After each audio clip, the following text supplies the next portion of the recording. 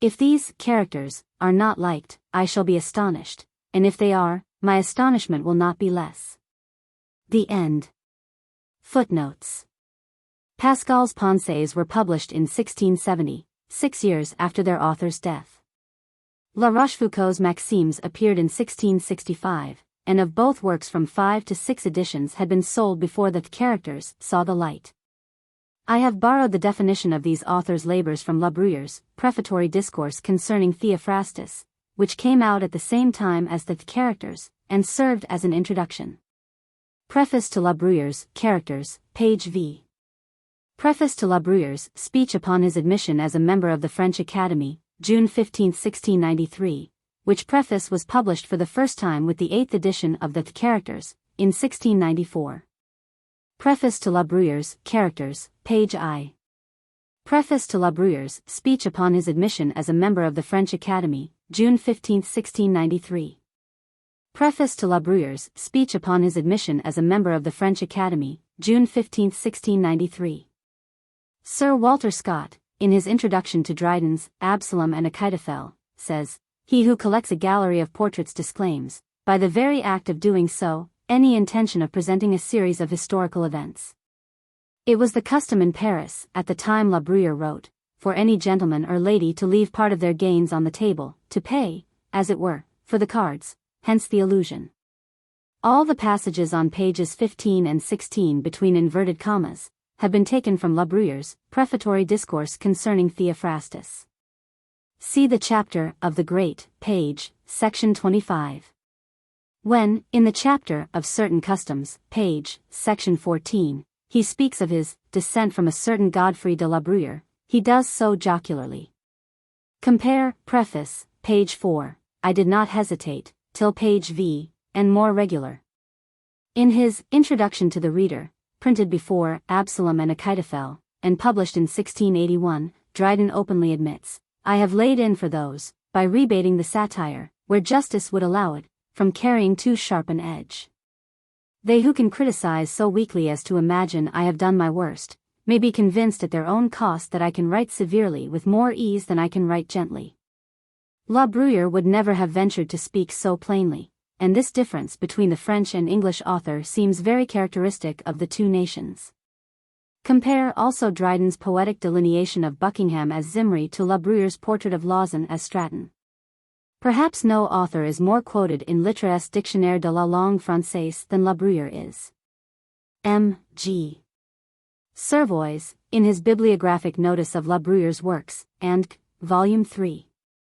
First part, quotes a passage from the London correspondent of the Histoire de Ouvrages de Savants, see page, note 68, in affirmation of this statement, and seems to think this translation to have been the first edition of the one mentioned in No. 4. Watt's Bibliotheca Britannica. According to M. Servois, this edition is mentioned in Lowndes, the Bibliographer's Manual, but I have not been able to find it there. I imagine I can observe slight traces of La Bruyère in Swift's Account of the Empire of Japan, written in 1728, beginning with the words, Rigauge was the 34th Emperor of Japan, in nearly all he wrote for the Tatler. In many of the portraits to be found in the Examiner, for example in the portrait of Lawrence Hyde, late Earl of Rochester, beginning with the words, the person who now presides at the council, etc. Compare also a short character of Thomas, Earl of Wharton, the narrative of Guiscard's examination. And in the True Relation of the Intended Riot, the passage beginning with, the surprising generosity, and fit of housekeeping the German princess has been guilty of this summer. Swift, moreover, possesses a far more trenchant style than the French author, but I imagine the latter did as much execution, though he used a rapier, whilst Swift employed a bludgeon. There are few portraits in Shaftesbury's Characteristics. One of the few exceptions being the portrait of a notable enthusiast of the itinerant kind, supposed to be Van Helmont. Now and then, however, he seems to have borrowed a few ideas of La Bruyère, as for example, in the second section of A Letter Concerning Enthusiasm, his remarks on criticism and ridicule.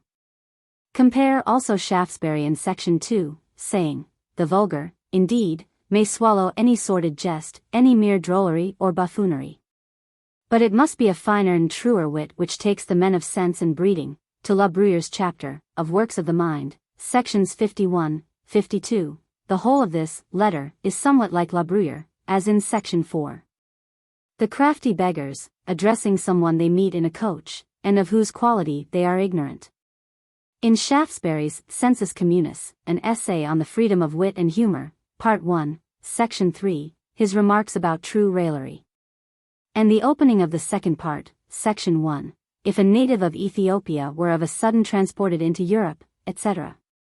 As well as in the soliloquy, the allegory of the love-spent nobleman, and in the moralists, the portraits of Palamon, Philocles, and Theocles, and the opening of the third part, It Was Yet Deep Night, appear somewhat like reminiscences of the French author. English philosophers Shaftesbury and Hutcheson. By Thomas Fowler, President of Corpus Christi College, London, 1882. It will, of course, be impossible to give chapter and verse for every passage of the Spectator, which is faintly like one of La Bruyère's observations, nor do I mean to say that Addison, Steele, and the other contributors to the English paper borrowed literally, and without acknowledgement, from the French author. But what I intended to convey was that, though the humour of the Spectator and its Sir Roger de Coverley, Sir Andrew Freeport, Will Honeycomb, Captain Sentry, and are preeminently English, several of the remarks and portraits to be found there are more or less inspired by a careful study of La Bruyère. Compare for example Addison's paper about the opera, Spectator No. 5, to section 47 of La Bruyère's chapter, of Works of the Mind, and the remarks in number 10 of the Spectator, about the occupations of the female world, and numbers 144, 156, and no. 265 of the same paper, with some paragraphs of La Bruyère's chapter, of Women. Numbers 45, 57, 77, 88, 98, 100, 129, 193, 236, 238, and 494, appear to me somewhat like several of La Bruyère's paragraphs. The fair youth, in no.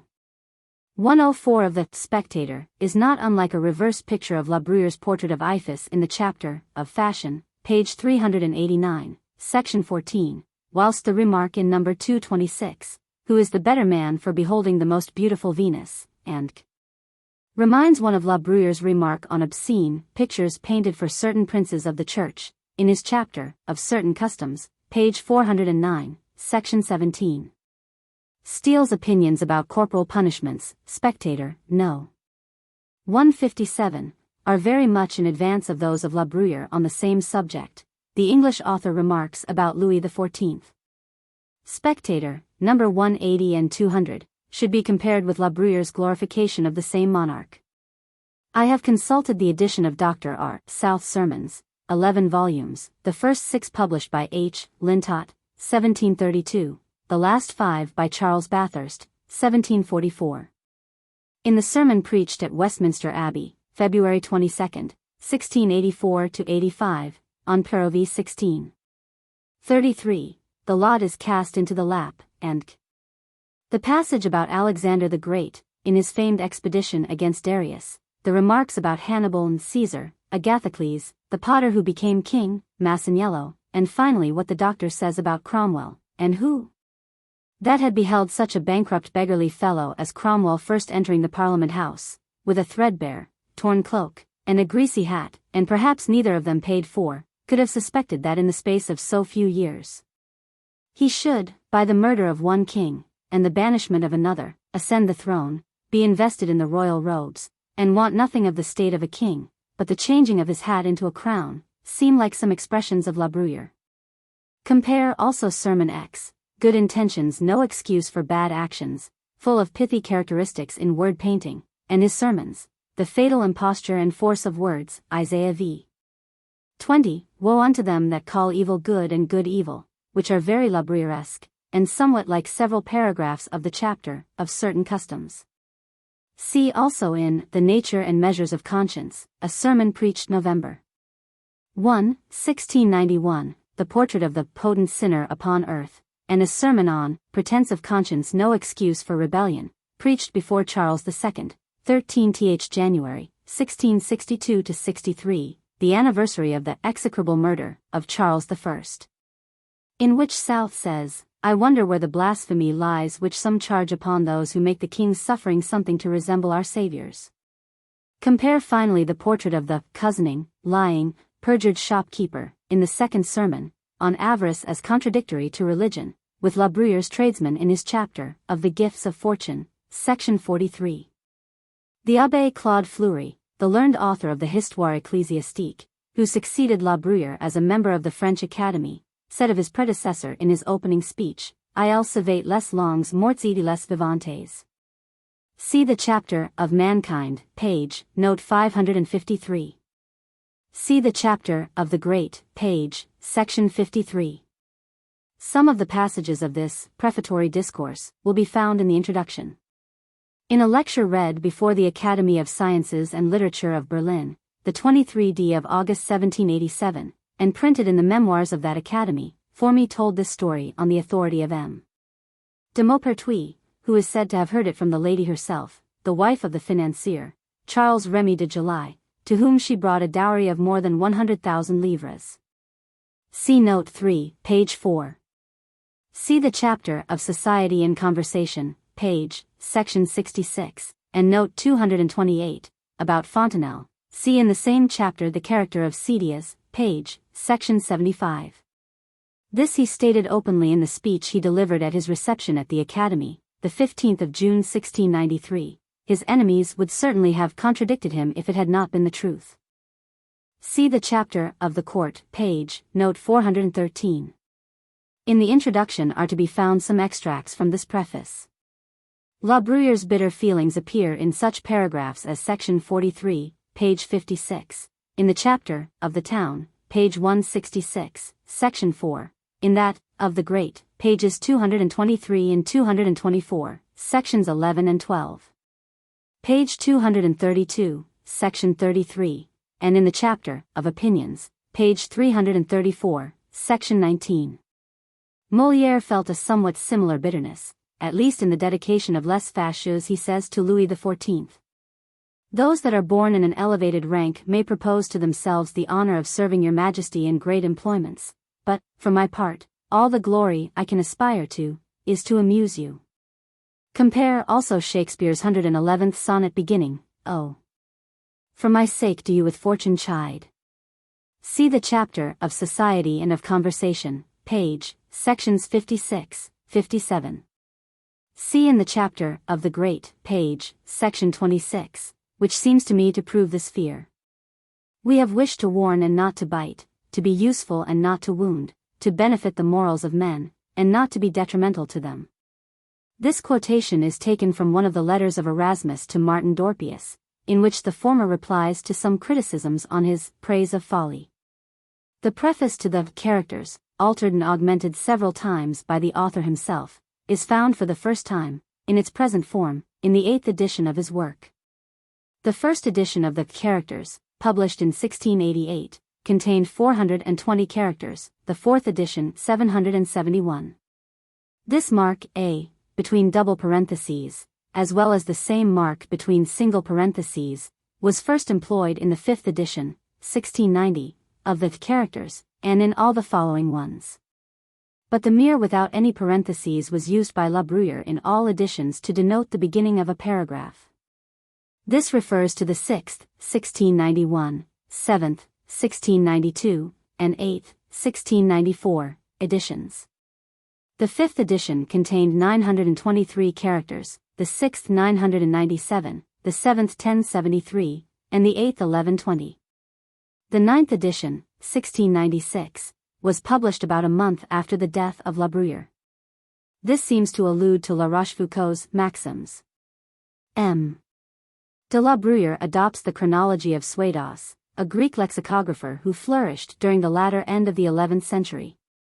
According to the Hebrew chronology, the world had only existed 5,692 years when the Characters were first published in 1688.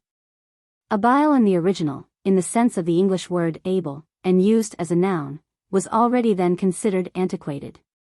Sentiment, in the original, was during the 17th century not seldom employed in French for opinion, as sentiments are at present in English.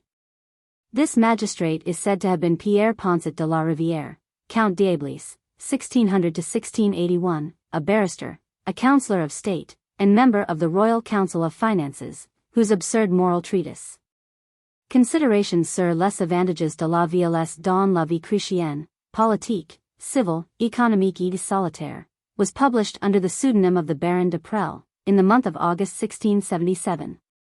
About 1 month before the death of the Lord Chancellor d'Aliger, and more than 3 months before President Lemoyne's decease.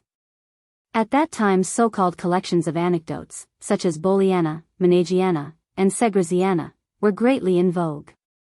It is said that the great dramatic poet Pierre Corneille, 1606 to 1684, is alluded to as one of those poets.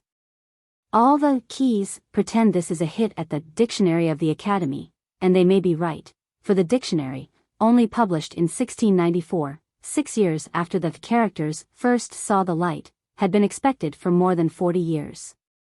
But most likely La Bruyère was thinking of the tragedy ballet of Psyche, 1671, words by Pierre Corneille and Molière, music by Quinault and Lully, of the opera which in 1680 Racine and Boileau, joint historiographies of Louis XIV, began, and which never saw the light, and of the newly acted idyll Sur la Paix in the Églogue de Versailles, 1685, written by Quinault, Racine, and Molière. Even in La Bruyère's lifetime doubts were already expressed about the Iliad being written by Homer. This Roman orator was Cicero. La Bruyère adds in a footnote, even merely considered as an author. Almost everyone felt during the 17th century a dislike for Gothic architecture. Probably Bernard Le Bouvier de Fontenelle, 1657 to 1757, is meant here. This author had made excellent classical studies in a Jesuit college, but attacked the ancients in his Discours sur l'Églogue and in his Digressions sur les anciens et les modernes, published together with his Poésies pastorales in 1688. The paragraph beginning "A man feeds," and ending "nurses," was only printed for the first time in the 4th edition of the Characters, published in 1689.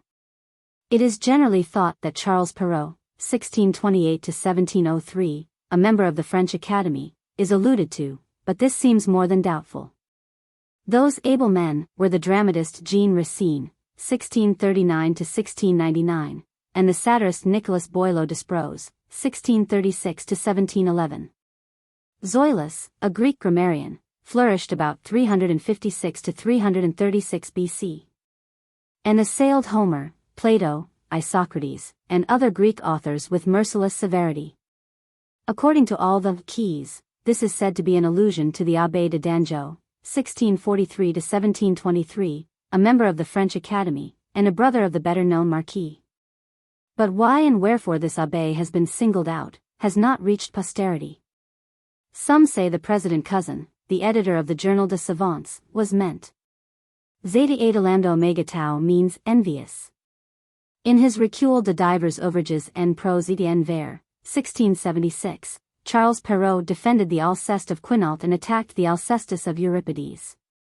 Unfortunately, his criticism contains several errors, which Racine noticed in the preface of Iphigenie, accusing Perrault at the same time of having carelessly read the work he was censuring. This was meant for Henri-Joseph de Peyre, Count de Troisville's, 1642 to 1708, pronounced Treville, a very intelligent and highly cultivated nobleman, brought up in his youth with Louis XIV, whose talents he rather undervalued. He was on intimate terms with the Port Royalists, and after several alternate fits of devotion and dissipation, ended his days devoutly and penitently. The Abbé de Dangeau, a pedantical purist mentioned already, page 13, note. In the 17th century fireworks were in French feu grécois, literally, Greek fire. The Cid, the dramatic masterpiece of Pierre Corneille, was first performed in 1636. Cardinal Richelieu tried to get up a cabal to crush it, but was unsuccessful. He also persuaded the Academy to publish a severe criticism on it, which is too favorably spoken of by La Bruyère. Boileau says in his 9th satire, En vain contre le Cid un ministre se ligue. Tout Paris pour chimmer à l'essieu de Rodrigue. L'Académie en corps beau le censureur. Le public revolt s'abstient à l'admirer. Couragex and courage were not seldom used in the 17th century for heartfelt and heart, whilst main d'ouvrier, hand of a workman, was sometimes employed instead of main de maître, hand of a master. The dramatist Edmé Boursault, 1638–1701, had a literary quarrel with Boileau, who attacked him in his ninth satire, to which Boursault replied by his comedy La Satire des Satires. But they had been reconciled more than a year before the Characters were published. Father Bouhours, 1628–1702, a literary Jesuit of some reputation and talent, published in 1689 his Pensées ingénieuses des anciens et des modernes, in which he several times praised the Characters. La Bruyère, not to be behindhand, inserted the learned father's name in his fifth edition, published in 1690. Roger de Rabutin, Count de Bussy, 1618–1693, a friend of our author, enjoyed a certain literary reputation in the 17th century, now completely lost.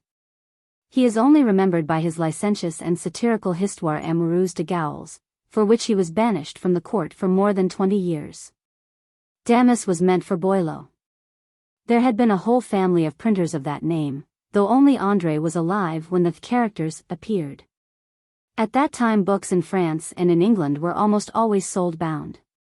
By newsmonger, our author alludes to the manufacturers of manuscript newspapers, containing all kinds of social and political scandal, eagerly sought for, and who were severely punished when caught. The English translator of 1702 gives for noveliste, journalist, and says in his Key, the author of the works of the learned of Paris, etc. The Histoire de Savants, edited by H. Basnage, 1656–1710, was published in Holland. Mr. N. Rowe, in his translation published in 1713, also uses the word journalist, and says in the Key on the authors of journals, or accounts of books and news, published in France, Holland, etc. La Bruyère speaks here of himself. In the 17th century, bel esprit, plural beaux esprits, in the original, meant a man of intelligence, but began already in La Bruyère's time to have the meaning of witling. Jean Guez de Balzac, 1594–1655, one of the first members of the French Academy, wrote, besides his overpraised Letters, a Sacré Crétin, The Prince, a panegyric on Louis XIII, and Entretien aux dissertations littéraires. Voiture, 1598–1648, also a member of the French Academy, is chiefly known by his Letters and some namby-pamby poetry, amongst which is the well-known sonnet on Uranie, which was by many preferred to the sonnet on Job by Benserade, and gave rise to a pretty literary quarrel in the 17th century. Voiture and Balzac are now deservedly buried in oblivion. The Letters of Madame de Sévigné, 1626–1696, were not published until 1726, or 30 years after La Bruyère's death, though perhaps he might have seen some of them in manuscript. Among the ladies celebrated for their epistolary style in the 17th century were Madame de Maintenon, Mademoiselle de Scudery, Madame de Bussy-Lameth, and above all Madame de Boislandry. See the chapter of Opinions, a fragment. Publius Terentius Afer, 194–158 BC, a celebrated Latin comic dramatist. Some commentators on La Bruyère think that the words vulgar tongue, jargon, and barbarisms refer to Molière having put peasants on the stage, and letting them speak their dialect. C. Malherbe, 1555–1628, was one of the greatest purists amongst the authors of his time. Théophile de Viau, 1591–1626, a writer of tragedies and a poet, was by some of his contemporaries thought to be a rival of Malherbe. In the original Il feint, the Latin fingit, he shapes, imagines. Ronsard, 1524–1585, the chief of the Pléiade or constellation of 7 authors, was the most celebrated poet of his time, and the author of the Franciade. Clement Marot, 1495–1544, the favorite poet of Francis I, was born 29 years before Ronsard, who lived about 40 years longer than Marot. Rémy Belleau, 1528–1577, Jodelle, 1532–1573, and Du Bartas, 1544–1590, were all poets of the school of Ronsard and belonging to the Pléiade. Du Bartas's chief work has been translated into English by silver-tongued Joshua Sylvester, 1563–1618, under the title of The Divine Week and Works.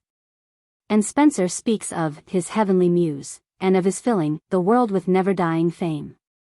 Honorat de Biel, Marquis de Racan, 1589–1670, the favorite pupil of Malherbe, is chiefly known by his pastoral dialogue, Les Bergeries.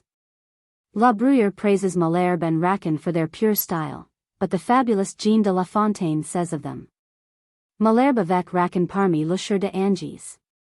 L'eau de l'éternel célébrant les louanges. Ont import leur lyre. François Rabelais, 1459–1553, author of the Chroniques de Gargantua et de Pantagruel. La Bruyère writes Montaigne, and so it is even now pronounced. Montaigne's, 1533–1592, essays, are known everywhere. The author who thinks too little is said to have been the Port Royalist, Pierre Nicole, 1625–1695, though some imagine Balzac was meant. The author who thought, with too much subtlety, seems to have been Father Malebranche, 1638–1715, who attacked Montaigne in his Recherche de la Vérité, 1674.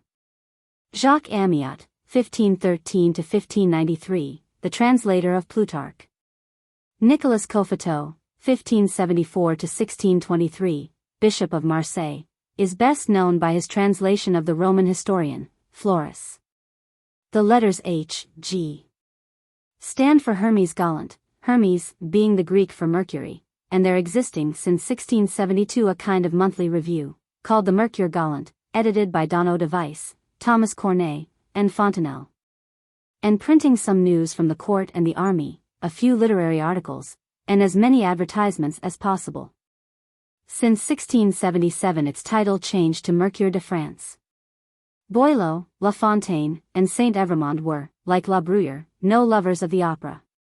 The Abbé Perrin and his brother-in-law, the Marquis de Sourdic, the first regular directors of opera in France, ruined themselves in less than 3 years through their expensive decorations and machinery. In 1672 Lully and his son-in-law Francine obtained permission to manage another opera house, but spent far less money on decorations than their predecessors had done.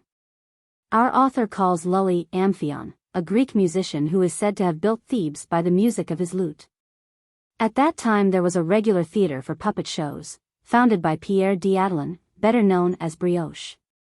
In 1670 Corneille and Racine had each a tragedy. Berenice, represented, Penelope, a tragedy of the Abbé Geneste, was played in 1684. One of those busybodies is said to have been a certain M. Mance, engineer of the waterworks of Chantilly, the seat of the Condés.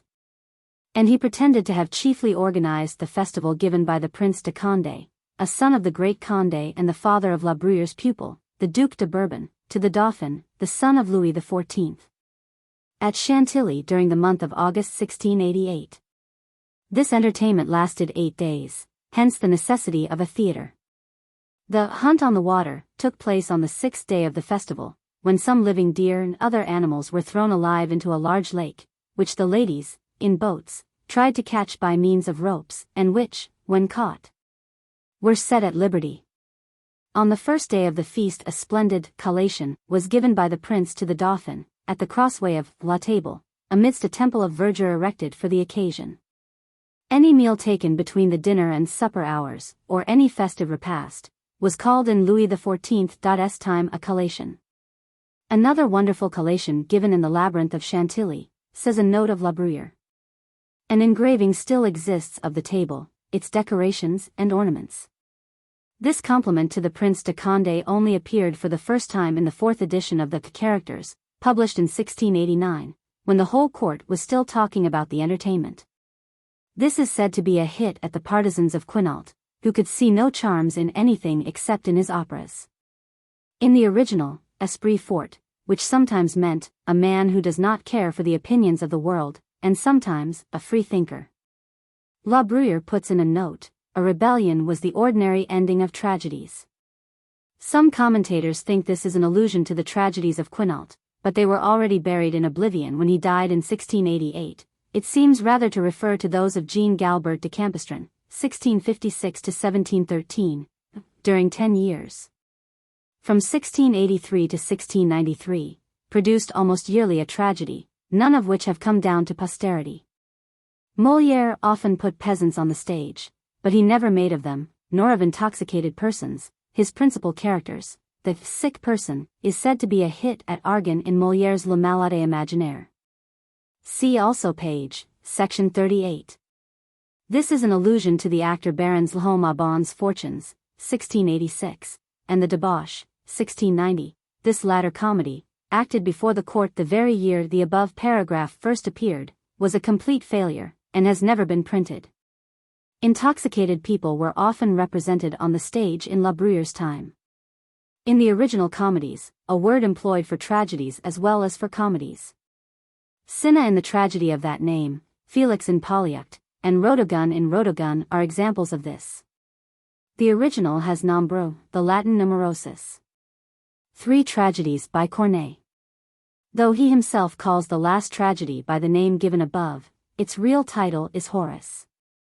Mithridates, the hero of Racine's tragedy of that name, Porus, a character in the Alexander, and Burrhus in the Britannicus of the same author. In the comparison between Corneille and Racine there are some reminiscences of a parallel de M. Corneille et de M. Racine, published in 1686 by a certain author, de Requelin, Baron de Longipierre. Sophocles, 495–406 BC, Euripides, 480–406 B.C. Cassius Longinus, 213–273, a Greek orator, philosopher, and author, is chiefly known by his Treatise on the Sublime, which is generally attributed to him. In it he states that there are 5 principal sources of the sublime, and that the third is not but the figures of speech turned about in a certain manner. Boileau's translation of this treatise appeared in 1674, and in his preface he described but did not define the sublime, a definition also not found in Longinus. The original has capable, in the sense of the Latin capax. According to Boileau, Longinus does not understand by sublime a sublime style, but something extraordinary and marvelously striking, which causes a work to enrapture, delight, and transport us. A sublime style always requires grand, eloquent words, but the sublime may be found in a single thought, a single figure of speech, a single phrase. Longinus himself says that anything which leaves us food for thought, which almost carries us away, and of which the remembrance is lasting, is sublime. In rhetoric there is a difference between a metaphor and a comparison. The above paragraph is said to refer to the polemical writings interchanged between the Jesuits and Jansenists, and seems not quite fair to Pascal's Lettres Provinciales. Some keys mention the names of Bouwers and Bourdelot, whilst more modern commentators think that La Bruyère only wished to give a paragraph on the French prose of his time. The original has artisan, which even in La Bruyère's time meant an artisan, when used without being qualified. Our author employs it, however, for artist. Some annotators say a certain Abbé Bourdelin, 1653–1730, a completely forgotten critic, was meant. Others think it was a hit at Menage, 1613–1692, who had the good sense not to recognize himself in this portrait, and is said to have been also the original of Vadius in Molière's Femmes Savantes. This author was the Abbé de Villiers, who published in 1682 a poem in 4 cantos, L'Art de Préture, in which he tried to imitate L'Art Poétique of Boileau, and in 1690 Reflections sur les défauts d'autrui, which were very successful. Some suppose Father Bouwers' Pensées ingénieuses des anciens et de modernes, 1689, hinted at, whilst M.G. Servois, the able editor of La Bruyère in the Grands Écrivains de la France, 1865–1878, thinks that possibly the author was Jacques Brillan, a lawyer and indefatigable imitator, who in his youth may have been presumptuous enough to have asked La Bruyère's advice on some of his literary works, the Portraits Sérieux, etc. The L'Ouvrage Nouveau dans le Goût de Caractères de Théophraste et de Pensées de Pascal, the Théophraste Moderne, etc., which 3 books appeared, however, after La Bruyère's death, from 1696 to 1700. Adrien Baylet, an erudite scholar and fertile author, is also mentioned by some keys. It is now generally supposed that by the satirist described Boileau is meant, for he sometimes commences grand subjects, as in his satires sur l'homme or sur la noblesse, but he never enters deeply into the matter, and treats of les embarras de Paris or le repos ridicule. Those names stand for Varillas, 1624 to 1695, and Maimbourg, 1610 to 1686, two voluminous historians, the first of whom is known for the inaccuracy of his facts, the second by his pretentious style. Though Madame de Sévigné and Voltaire do not entirely condemn the latter, and Bell, in his Dictionnaire, praises his knowledge and accuracy. Handberg is the German for Maimbourg. Glorieux in the original, which in La Bruyère's time, and even later, had the meaning conceited. One of N. de Stucke's, 1680 to 1754, best comedies is called Le Glorieux. The original has unhoneyed which meant, in La Bruyère's time, a gentleman, a well-mannered man, but never an honest man, which is in French un homme de bien. The stammer was meant for the son of Achille de Harlay, 1639 to 1712, chief president of the Parliament of Paris, and is said not to have stammered, but to have been very idle, and without any oratorical talents. Yet, in 1691, at the age of 23, he was appointed Advocate General, through the influence of his father. Hence his appearance in the 6th edition of the Characters, also published in 1691. Ndli. De Harlay, a daughter of the first president, was sent to a convent in 1686 on account of her affection for Demesnil, a singer at the opera. Xanthus was M. de Courtenvaux, the eldest son of the Minister for War, M. de Louvois, and is said not to have excelled either in good looks or bravery. V. stands for Claude François Vignon, 1634 to 1703, a son of an artist of the same name. C. is Pascal Calas, a pupil of Lully, whose opera, Achille et Polyxene, was played a short time before the Characters were first published, 1687. Pyrame, written by Prédon, 1632 to 1698, was acted in 1674. He had brought out several other tragedies before the first appearance of La Bruyère's book. At that time Pierre Mignard, 1635 to 1695, the celebrated artist, and Pierre Corneille, 1606 to 1694, were still alive, and Lully, 1633 to 1687, the great musician, had only been dead a few months. Desiderius Erasmus, 1467 to 1536, one of the most celebrated scholars and learned men of his time. By this bishop some say was meant M. de Harlay, 1625 to 1695, Archbishop of Paris. Others think the Archbishop of Reims, Le Tellier, 1642 to 1710, the brother of Louvois, was designated. See also page, note 282. The original has Collier d'Ordre, the collar of the Order of the Holy Ghost. Trophime, it was supposed, stood for our author's friend Benign Bossuet, 1627 to 1704, the eminent theologian, preacher, and Bishop of Meaux, but he never became a cardinal. So general was this supposition, that in all editions of the Characters published after the author's death the name of the Benign was put instead of Trophime. Some keys, however, mention the name of Étienne Le Camus, 1632 to 1707, Bishop of Grenoble, who became a cardinal in 1686. Lord Stafford is meant here. He was a relative to the Duke of Norfolk, very rich and very eccentric, and married in 1694 a daughter of the Count de Gramont. Some think the Count d'Aubagne, the brother of Ndli de Maintenon, is spoken of. La Bruyère adds in a footnote, an agate. In the original ilnese plaint non plus. Plaindre had sometimes the meaning of, to be sparing, and Le Sage employs it in Gil Blas in that sense. This is said to apply to a certain M. de Mennevillet, Receiver General of the clergy, whose son married Ndli de Harlay. In the original Drap de Holland, because the best cloth came from Holland. Colbert induced some Dutch and Flemish weavers to settle in France, where they made a cloth called toile colbertine, of which Molière wore a doublet as the Marquis in Les Fâcheuses. Colbertine is also mentioned in the Fopp's Dictionary, 1690, and in Congreve's The Way of the World. The Lumen Gloriae is, according to Roman Catholic theologians, the help God affords to the souls of the blessed, to strengthen them that they may be able to see God face to face, as St. Paul says, 1 Cor 13:12, or by intuition. As they say in the schools, for without such a help they could not bear the immediate presence of God. A certain preacher, Charles Boileau, was meant, others think it was a canon of Notre Dame, called Robert. The man of learning is Mabillon, 1632–1707, a scholarly Benedictine, and author of De Re Diplomatica, De Vetera Analecta, and other works. The original has de bien. See page, note 121. Montaigne, Saint Evremond, and the latest French writer on Alexander, M. JEAN de la Bruyère, happily still alive, and formerly minister for the French Navy, think more favorably than La Bruyère did of the talents of the youthful king of Macedonia.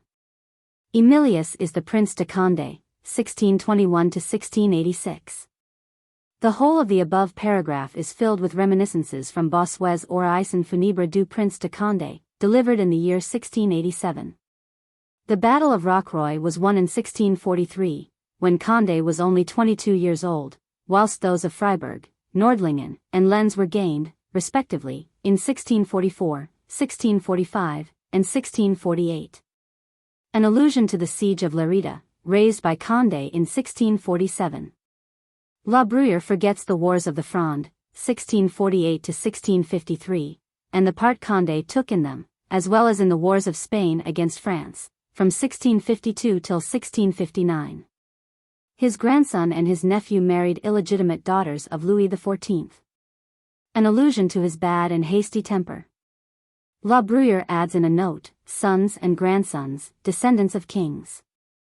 This seems a reminiscence of the Homeric delta iota omicron gamma epsilon nu, delta iota omicron tau rho epsilon phi epsilon, beta alpha sigma iota lambda epsilon. This compliment was addressed to the princes of the Condé family, of whom one, the Prince de Conti, 1629–1661, was in command of the army in Catalonia, though he had never served. Compare the saying of Mascarille in Molière's Les Précieuses Ridicules, people of quality know everything without ever having learned anything. Charles Castel, Abbé de Saint-Pierre, 1658–1743, a member of the French Academy, whence he was ejected in 1718 on account of his Discours sur la Polysynodzie, a work in which he proposed a kind of constitution for the French nation. Celsus is the Baron de Breteuil, who was sent in 1682 on a diplomatic mission to the Dukes of Parma and Medina, but failed, and was disowned. The two brothers are said to have been the councillors of the Parliament, Claude and Michel Le Pelletier, and the quarrel was about a question of precedence. The two ministers were Louvois and de Seignelay, a son of Colbert, and the chief cause of their falling out seems to have been the more or less assistance which should be given to James II. Against England. Menippus is the Marshal François de Villeroy, 1644–1730, the favorite of the king and of Mademoiselle de Maintenon, only known as a perfect courtier when La Bruyère published his book, but who later on proved himself an incapable general. In the memoirs of the Duc de Saint-Simon, he is called glorieux à Alexis par nature. See also page, note 120. Some commentators say Menippus was the Marquis de Cavoy, 1640–1716, one of the handsomest men and one of the greatest duelists of the court. The original has demise, which was also used by Voltaire and Rousseau, but seems now to have become antiquated. Montre la Corde in the original. When the characters first made their appearance in 1689, Louis XIV no longer resided in the Louvre, but at Versailles. The greatest nobles, in order to pay their court to the king, lodged in some wretched rooms in the palace. The first part of this paragraph, referring to false greatness, is said to apply to the Marshal de Villeroy, the second, alluding to the true greatness, to Marshal Turenne, 1611–1675. An allusion to a fashion of the time La Bruyère wrote, when the ladies wore shoes with very high heels and enormous headdresses, called fontanges. The latter were invented by Marie-Angélique Scorel de Roussille, Duchesse de Fontanges, 1661–1681, who was one of the mistresses of Louis XIV. Our author refers to them in his chapter, of Fashion, section 12. Some of the ladies at court, in order to hide the hollowness of their cheeks, used, it is said, to hold small balls of wax in their mouths. Lise is generally supposed to have been Catherine Henriette d'Angens de la Loupe, Countess d'Aulon, one of the most dissolute ladies of the court of Louis XIV, who was 55 years old when this paragraph appeared, 1692, and died in 1714. Many particulars about her are related in Bussy Rabidon's Histoire amoureuse de Gaules. This is said to allude to a certain Mademoiselle de Loins, who fell in love with a crooked, ill-looking, dwarfish limb of the law. The memoirs of the time of Louis XIV. Teem with examples of young men of the highest families who considered it no disgrace to live at the expense of rich and amorous old crones, and even to receive money from young ladies. The original has Don un ruelle. Ruelle means literally a small street, hence the narrow opening between the wall and the bed, on which bed superfine ladies, gaily dressed, were lying when they received their friends, and thus ruelle came to mean any fashionable assembly. In Dr. Ash's Dictionary of the English Language, London, 1755, ruelle is still defined, a little street, a circle, an assembly at a private house. En cravate et en habit gris, says the French, which was the usual dress of dandified magistrates, although they were strictly forbidden to wear any other clothes but black ones.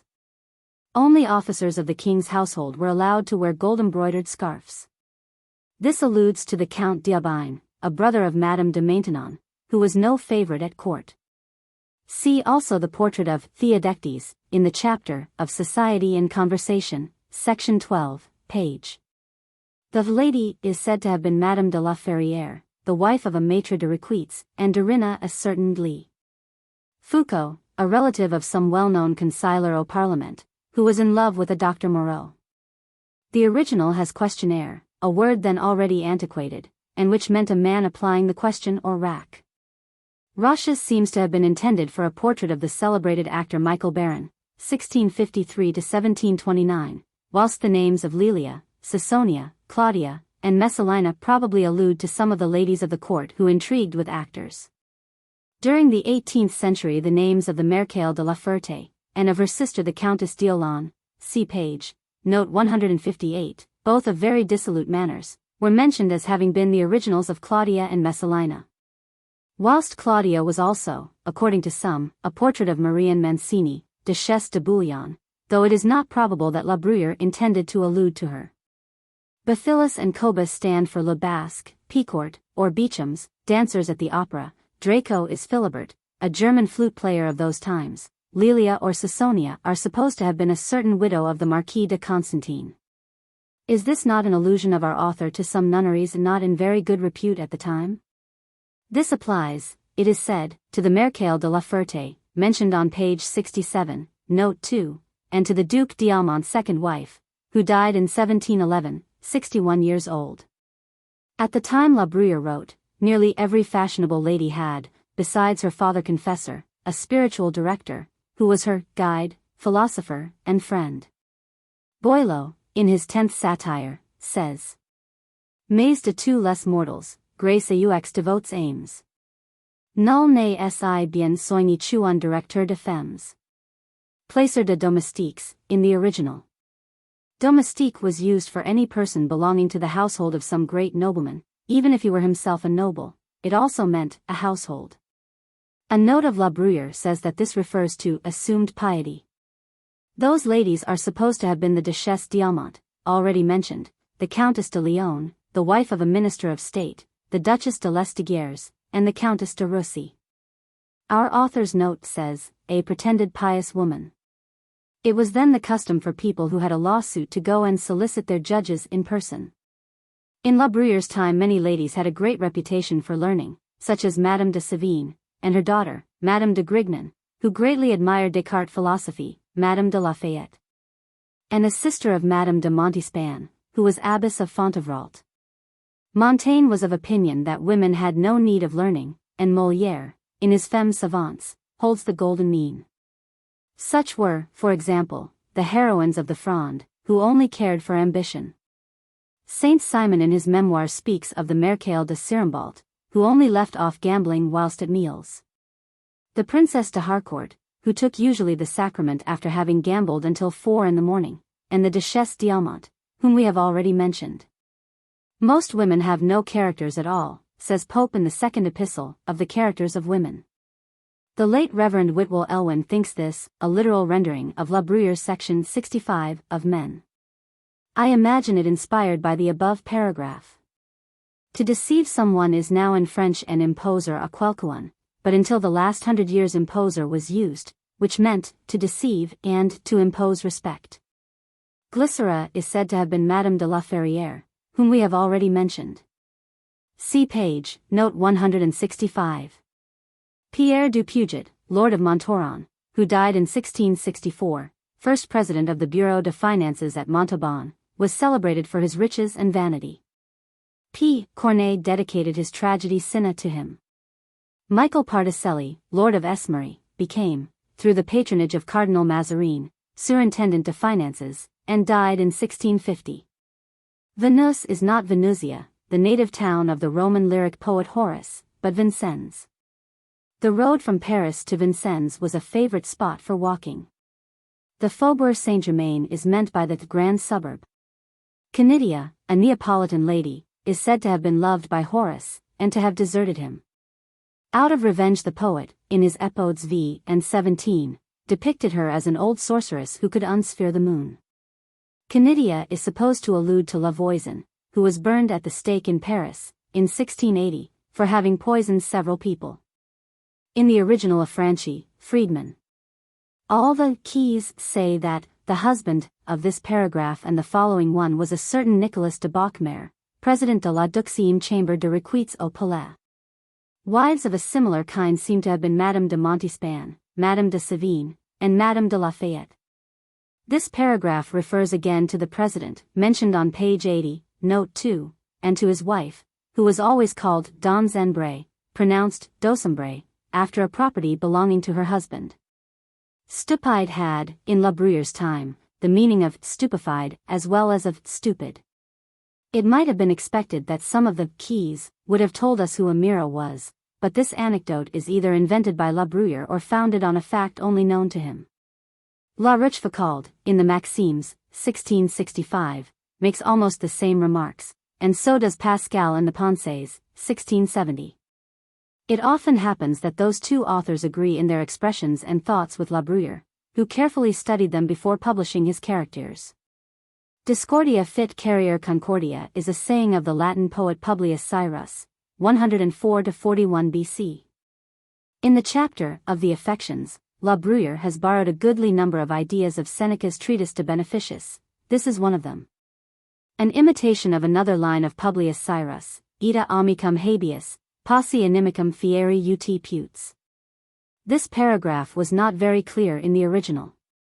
We have followed M. D. Staler's explanation. In the original determinant, an adverb employed by the best authors of the 17th century, but now antiquated. This is called la légitime in French. All commentators are agreed that by Drance the Count de Clermont-Tonnerre, first gentleman-in-waiting of the Duke of Orleans, brother of Louis XIV, is meant. Montesquieu has developed this idea of the influence of climate on the mind and race in his Esprit de Lois, as well as H. A. Taine in his History of English Literature. Arauntius is said to be Perrault, see page, note 57. Who Melinda was has never been discovered. Phoebus is nonsensical and exaggerated language, so called after Phoebus, the sun god, on account of his brilliancy. The poet M. Regnier, 1573–1613, had already made use of this word. It was something like the language employed by the Englishman, John Lilly, in his Euphues, The Anatomy of Wit, etc., published 1578–1580. La Bruyère says in a note, they would call them Sir. He also, and on purpose, leads the reader astray by using the names of three courtiers who died some time ago: Zamet, a favorite of Catherine de Medici and Henri IV, who died in 1614, Ruxelli, one of Concini's partisans, who lived till 1627, and Concini, Marechal d'Ancre, assassinated in 1617. Some traits of this character apply to Saumery, a gentleman-in-waiting of the Duke of Burgundy, a grandson of Louis XIV. Such an adventure is said to have happened to a certain Consigliere au Châtelet, Robert de Chatillon. Montesquieu, in his Lettres Persanes, describes a similar character. Theodectes is the Count d'Aubagne. See page, note 164.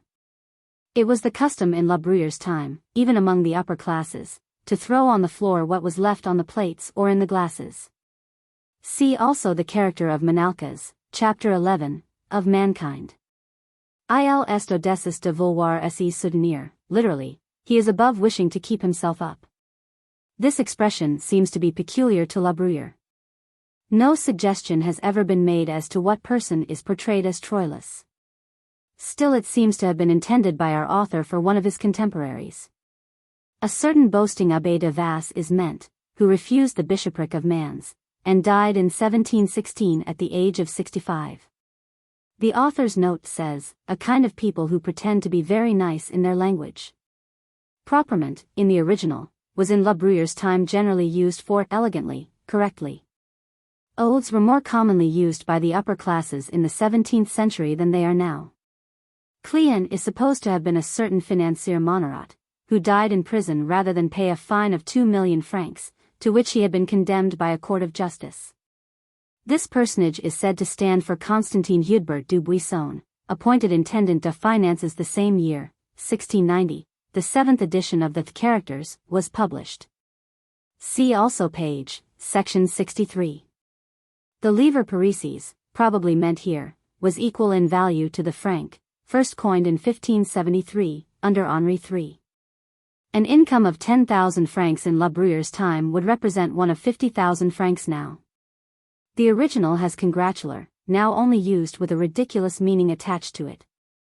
It is generally supposed Theodemus was a certain Abbé de Drubec, who stopped short in the middle of a sermon preached before the court of Louis XIV. Others imagine it was a hit at the Abbé Berthier, who became Bishop of Blois in 1697. In this paragraph, as well as in the preceding one, some commentators imagine there is an allusion to the President Achille de Harlay, so bitterly attacked by St. Simon in his memoirs.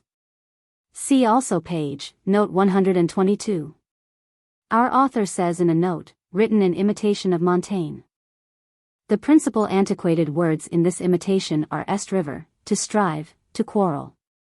Se rementevoir, to call to mind, used by Molière in the depict amoureux, 3.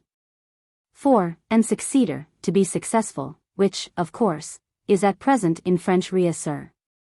According to all the keys, this paragraph refers to a separation of two old friends, Courtois and Saint-Romain, both councillors of state, but they were still friends when the Caractères were published. Some persons, now totally unknown, have been supposed to represent Cleanthes, such as a certain M. Loiseau, Receveur General de Finances in Brittany, A.M. de l'Escalopier, Consigliere au Parlement, and others. Such a contract was called les nourritures in French legal phraseology. G is supposed to stand for François Védot de Gramont, Consigliere au Parlement, or for his father-in-law, Philippe Genaud de Guiberville, and H. for Charles Hervé, Doyen du Parlement, and the quarrel arose about the right of fishing in a brook. Védot lost his case, and was convicted of having falsified certain legal documents. Only a few years before La Bruyère's death he fired at different times on a legal officer and some soldiers who were attempting to arrest him in his house in Paris, killed one and wounded another, was finally imprisoned, dismissed from his office, and banished from the kingdom. L'Offrande, l'Encensité Le Pain Bennett, in the original. In small Roman Catholic towns there were formerly always quarrels about the sum to be given to the vicar when kissing the patina, about the carrying of the censer, and above all, whose turn it was to give a cake to be consecrated by the officiating clergyman. A baillie was a magistrate who judged certain cases, an élu a sort of assessor of various taxes, and an assessor an assistant magistrate. This is an allusion to the society of the Hôtel de Rambouillet and to the so-called precieuses. It is generally supposed that here Isaac de Benserade, 1612–1691, is meant, who was preeminently a court poet, and wrote a great deal of namby-pamby poetry, now deservedly forgotten. His character appeared for the first time in the 6th edition of La Bruyère's work, only a few months before his death, when he was 78 years old. Our author draws a distinction between gentlemen in town and at court, though he mentions those in town first. The silly novels he attacks were those of Gomberville, 1600–1647, of La Calprenède, 1610–1663, and above all those of Ndli. De Scuderi, 1607–1701, one of the preciouses of the Hôtel de Rambouillet, and author of the Grand Cyrus, 1650, Cleely, 1665, and of many other works. It seems to have escaped all commentators of La Bruyère that in his time it was the fashion for the ladies at court to call a spade with a vengeance, and to use very plain and realistic language, whilst the city ladies were not quite so daring. Moreover, some of the streets, squares, etc., of Paris had very peculiar names, quite unfit for the mouth of any modest woman. By silly things, our author means plays on words, called in his time equivoques or turlupinades. Marcus Annius Lucanus, a Latin poet, who died in the year 65, was put to death for his share in Piso's conspiracy, at the early age of 27. Claudius Claudianus, 365–408, a Latin poet. L. Aeneas Seneca, a Stoic philosopher, and tutor to Nero, was also put to death in the year 65 by order of his former pupil. Hermagras is, according to all commentators, Paul Perron, a learned Benedictine, and author of L'Antiquité de Temps Readably, etc. The Old English translation's name, however, also Isaac Vossius, 1618–1688, an able Dutch philologist and a well-known French literary man, Urbain Chevreau, 1613–1701. In 1687, when this paragraph was first published, there was no longer an independent kingdom of Hungary, for 3 years before the crown had been declared hereditary in the House of Austria, which had ruled Bohemia as well since 1525. These wars, interrupted by the Peace of Nijmegen, 1678, were going on whilst our author wrote. Henri IV. 1553–1610, or Henri le Grand, according to La Bruyère's own note, was not the son of the last of the Valois, Henri III. 1551–1589, but after the latter's death became heir to the French throne, because Henry IV's father, Antoine de Bourbon, was descended from the Count de Clermont, the fifth son of Louis IX. Those names La Bruyère found in the Histoire du Monde of Chevreau see page, note 235, and nearly all of them are so wrongly spelt that it is almost hopeless to discover whom they meant. In the month of December of the same year this paragraph had been published, Joseph I, 1678–1711, Emperor of the Romans, was crowned King of Hungary, in virtue of his hereditary right. See page, note 444. Ninus was the husband of Semiramis, about 2182 BC, and founded with her Nineveh, of which empire she became queen. She abdicated after a reign of 42 years in favor of her son Ninus. All these persons seem, however, to have been mythological, and to have had no foundation in history. The Semiramis of Herodotus lived 810–781 BC. The passage in Josephus containing Manetho's tradition says, Mesphar-Tuthmosis drove the Hyksos, or shepherd kings, as far as Avaris, San in Egypt, and shut them up in it. His son Tuthmosis obliged them to evacuate it. Tuthmosis is really Ahmes, the founder of the 18th dynasty, who drove the shepherd kings out of Egypt.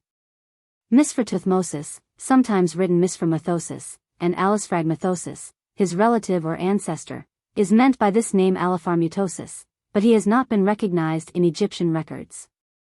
Sesostris is the Greek name of the conqueror Ramesses II, the third king of the 19th Egyptian dynasty.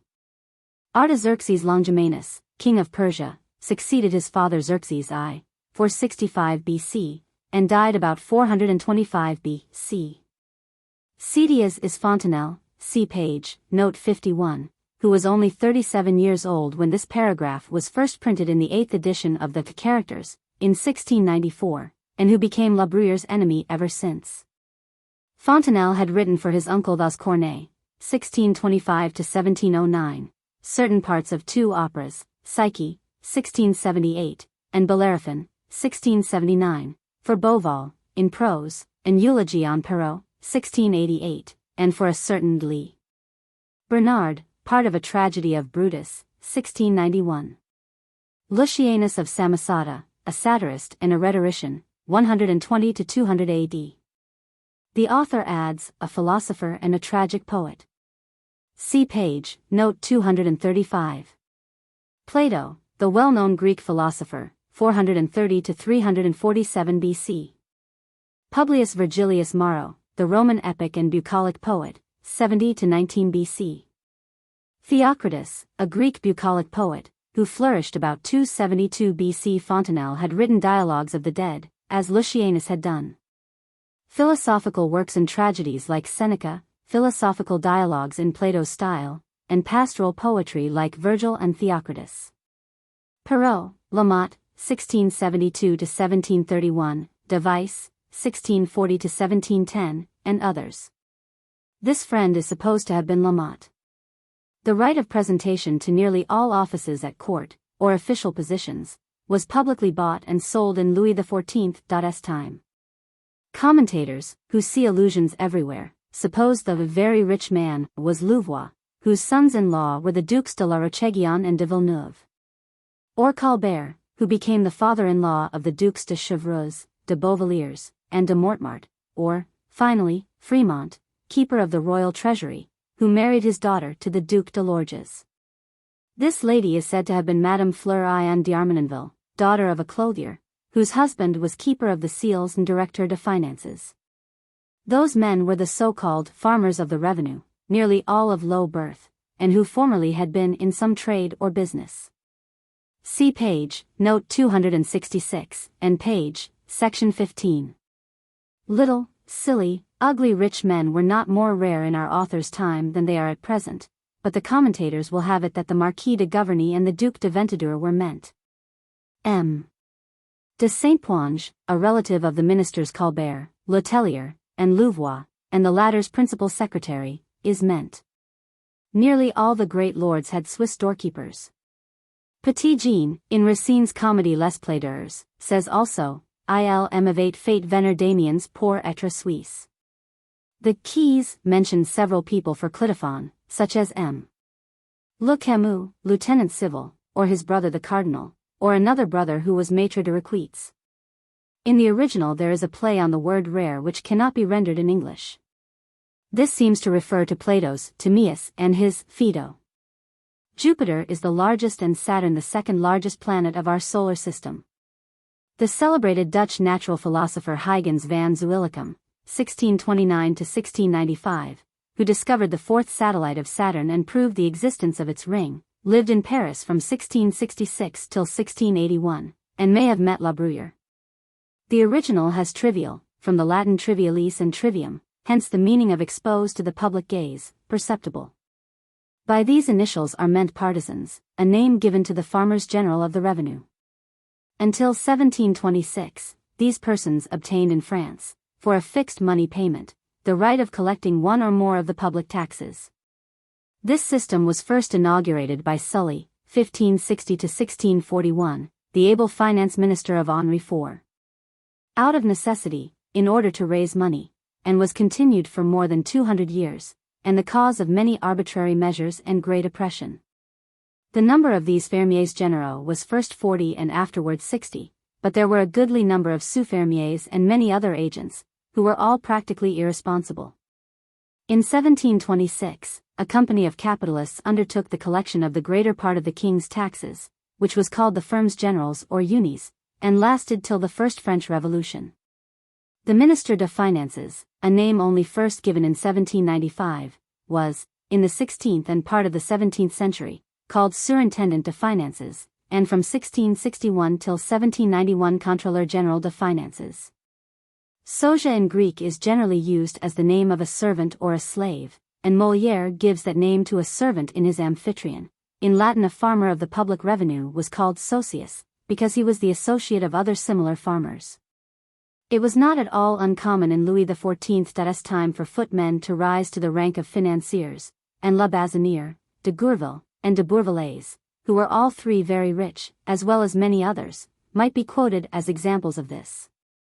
Two fermiers généraux, Rival and Diapunny, became churchwardens. See page, note 121.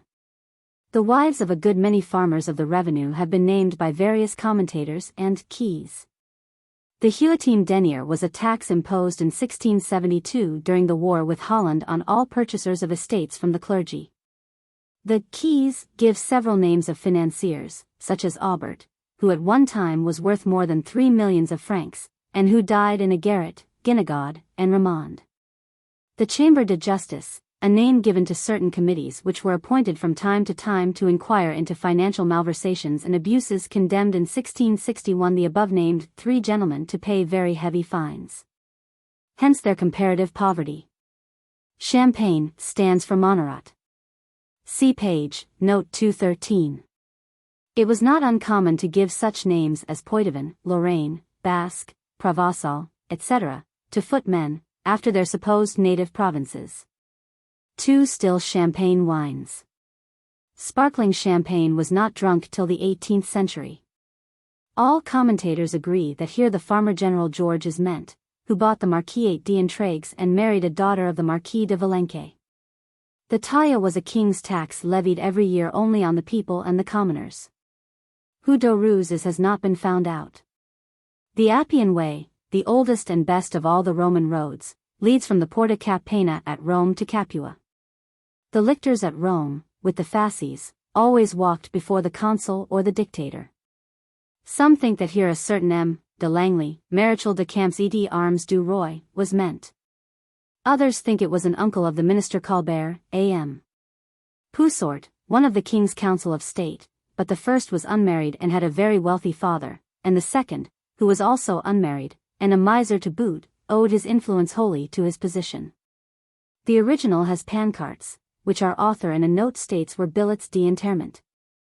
Noble was a title which citizens of importance took in all legal contracts, whilst men of less influence, tradesmen and artisans, were styled honorable and messire was only reserved for persons of rank. This youth was M.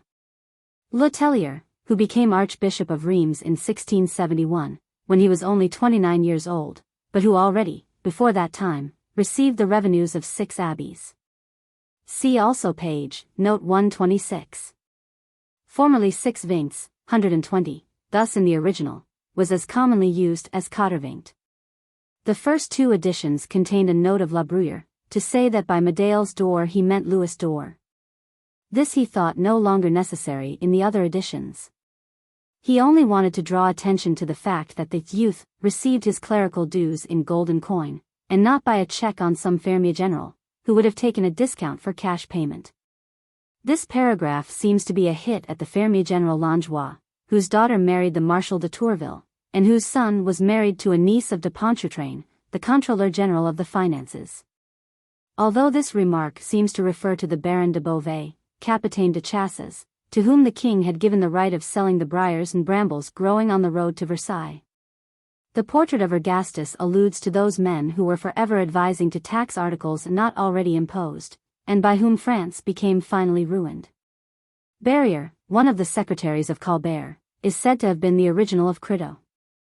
This is generally believed to refer to de Pontchartrain, mentioned before, who, for some time, was very pious. See page, note 266. The Old English translations of the Characters say this is an allusion to M. Fouquet, 1615–1680, Surintendant de Finances, who, kept in prison by Louis XIV. For more than 20 years, had a great many friends and partisans when in prosperity, but they nearly all turned against him in his adversity. The desire to make one's fortune was so great, that at that time, even at court, it was customary to take money from forgers and scoundrels. Thus the Count de Gramont drew about 50,000 livres from a peculator, and the wife of the son of the King of France received as a present from Louis XIV. The estate of a prisoner who had committed suicide in the Bastille, which was thought to be worth a great deal of money. A similar custom existed also at the courts of Charles II. And James II. And William Penn was even accused of having become an agent for the maids of honor of the court, and of obtaining pardons for a pecuniary consideration, but it is now generally admitted it was another Penn who acted thus. The Keys think that either Nicolas d'Orville, the confidant of Louis XIV, and Lee de la Vallière, and royal treasurer at Orleans, or Boucherat, Chancellor de France, and a perfect noodle, according to St. Simon's memoirs, were alluded to as the weak-minded men.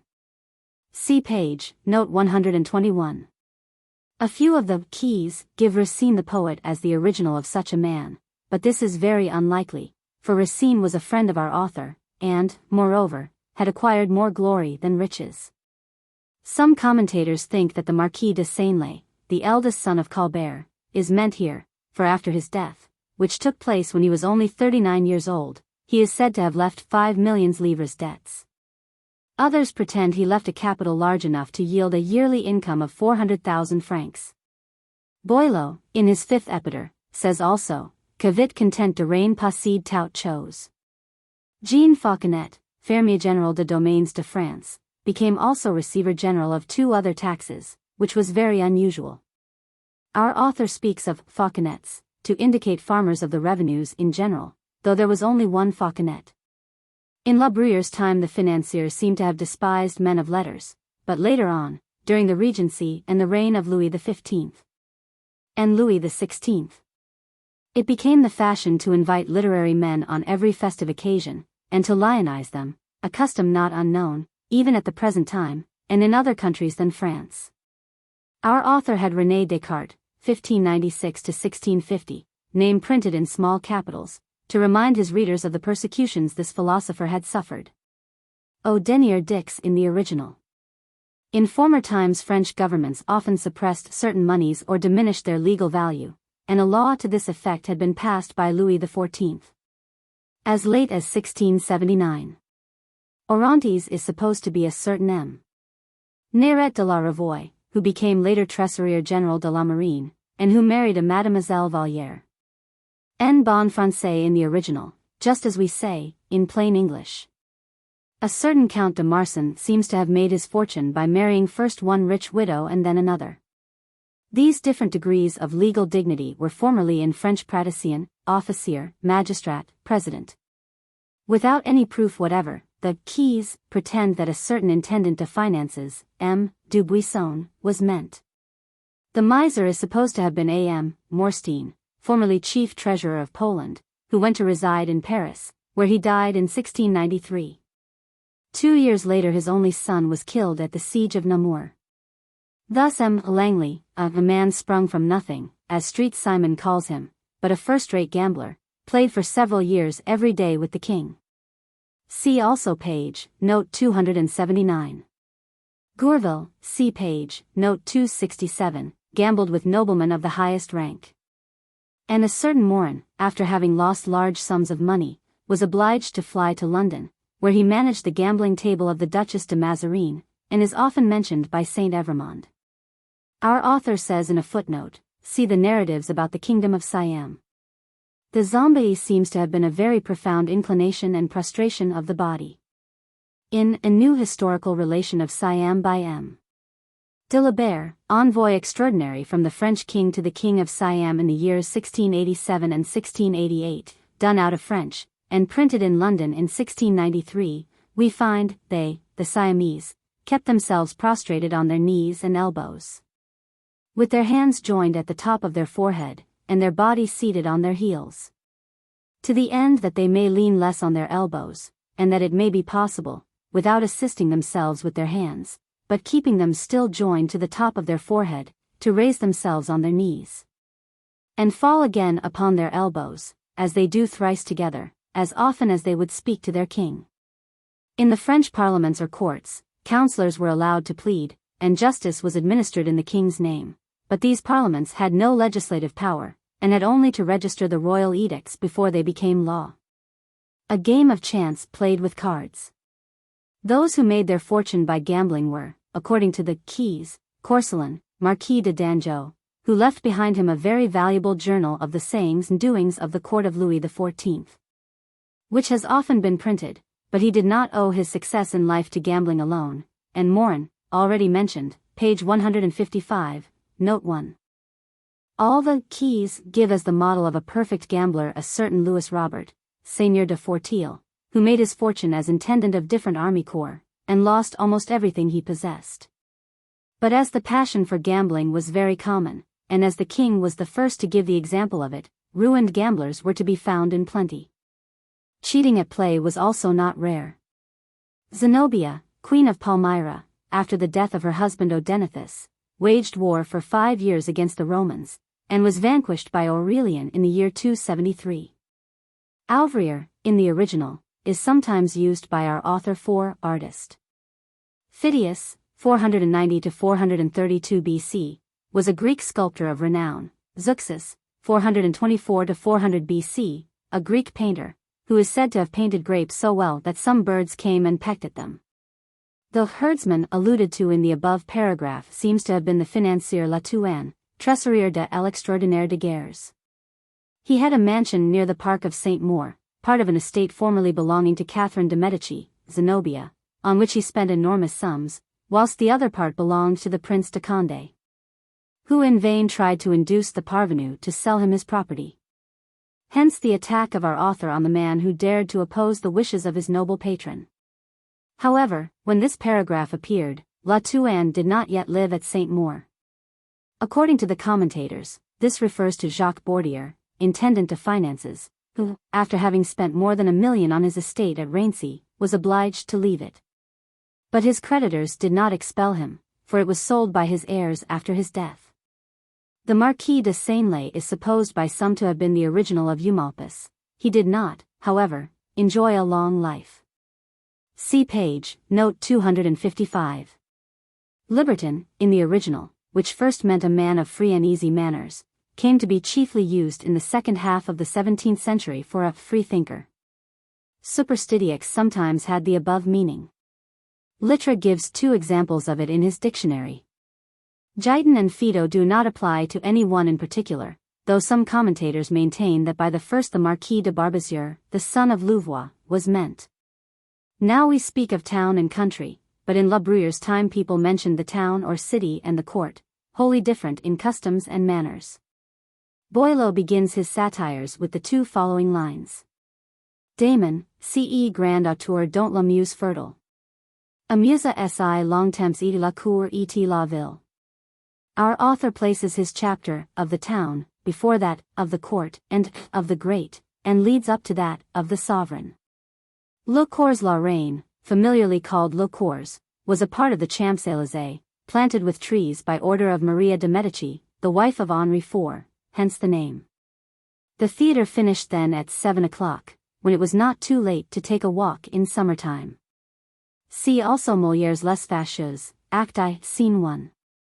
The favorite and fashionable walk, during the latter part of the 17th century, was from Paris to Vincennes. That bank is now the quays Saint Bernard and Austerlitz. Bourdelot, 1632–1704, a celebrated preacher, censures a similar behavior in his sermon on Les Divertissements du Monde. To the grande robe belonged all magistrates. To the petite robe all avoués and procureurs, somewhat like attorneys and solicitors, the avocats or barristers were between the two, and the court of justice or parliament above them all. The avocats were generally not considered to belong to the grande robe, and La Bruyère was one of them. The latter part of the paragraph is a direct attack on the sale of legal offices. This applies, according to the keys, to a certain M. de la Briffe, a maître de requêtes, or to M. de Saint-Ponge. See page, note 259. 2 celebrated barristers of La Bruyère's time.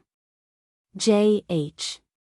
de Mesmes, who became president en Mortier in 1688, when he was only 27 years old, is said to have been a constant companion of profligate young noblemen. A mortier was a round velvet cap, worn by the chancellor and presidents of parliaments. See page, note 324. The original has edicoa consigne, a meaning which we have still in the English word, consignment. The explanation of this word is given by the author himself. An allusion to the 3 fleurs de lis of the Bourbons. Leader, in the original, is a kind of mourning hangings, or, rather, a broad velvet band on which the coats of arms of certain nobles were painted, and which was placed around the church, inside as well as outside. The right of using the leader belonged only to noblemen who had founded a church, or to those who had exercised a certain jurisdiction in their domains. The commentators hint at several magistrates as the originals of the Crispins, and imagine that the Sanions were the family of Leclerc de Les Saville, the descendants of rich tanners, who became ennobled for having lent 20,000 crowns to Henry IV. After the Battle of Ivry. This other man was a certain President de Coignou, who neglected his legal duties to spend all his time in sport. Les cours in French, formerly cour was used instead of career, as a sporting term. A.M. Jérôme de Nouveau, the head of the post office, is said to have asked his head huntsman a similar question. Hippolytus, son of Theseus, king of Athens, youth who never knew a woman, thrown from his chariot and killed, is the hero of Racine's tragedy Phèdre. The Isle meant nearly always the Isle St. Louis. The Quartier du Temple, formerly the Marais, is even sometimes now called by that name.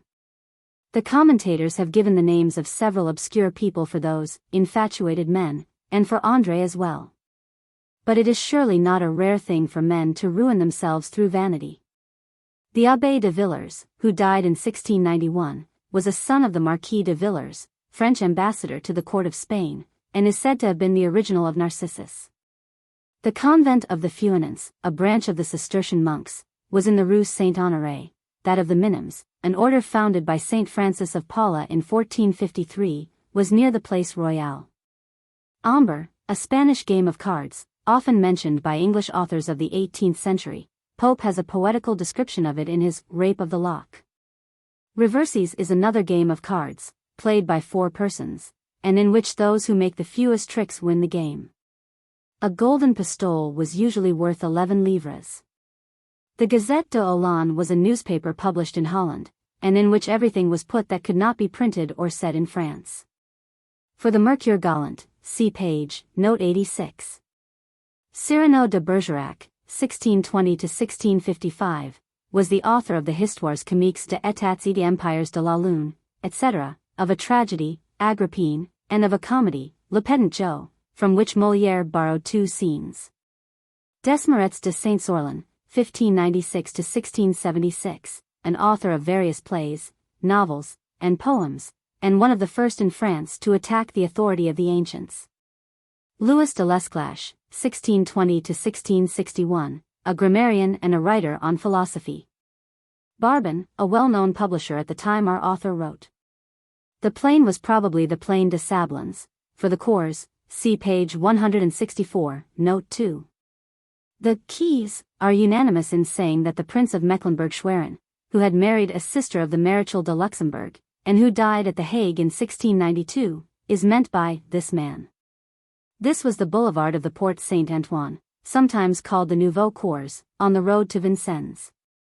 A large garden in the Faubourg Saint-Antoine was called thus, after a financier of the same name who had laid it out. A sort of mock tilting match on horseback. The alliance between France and Switzerland was always solemnly sworn, and this was done for the last time in 1663 in Notre Dame. Every year under Louis XIV's reign there were published large engravings, in which the king, the princes, and the principal persons of the court were represented, whilst lower down the citizens, the people, etc.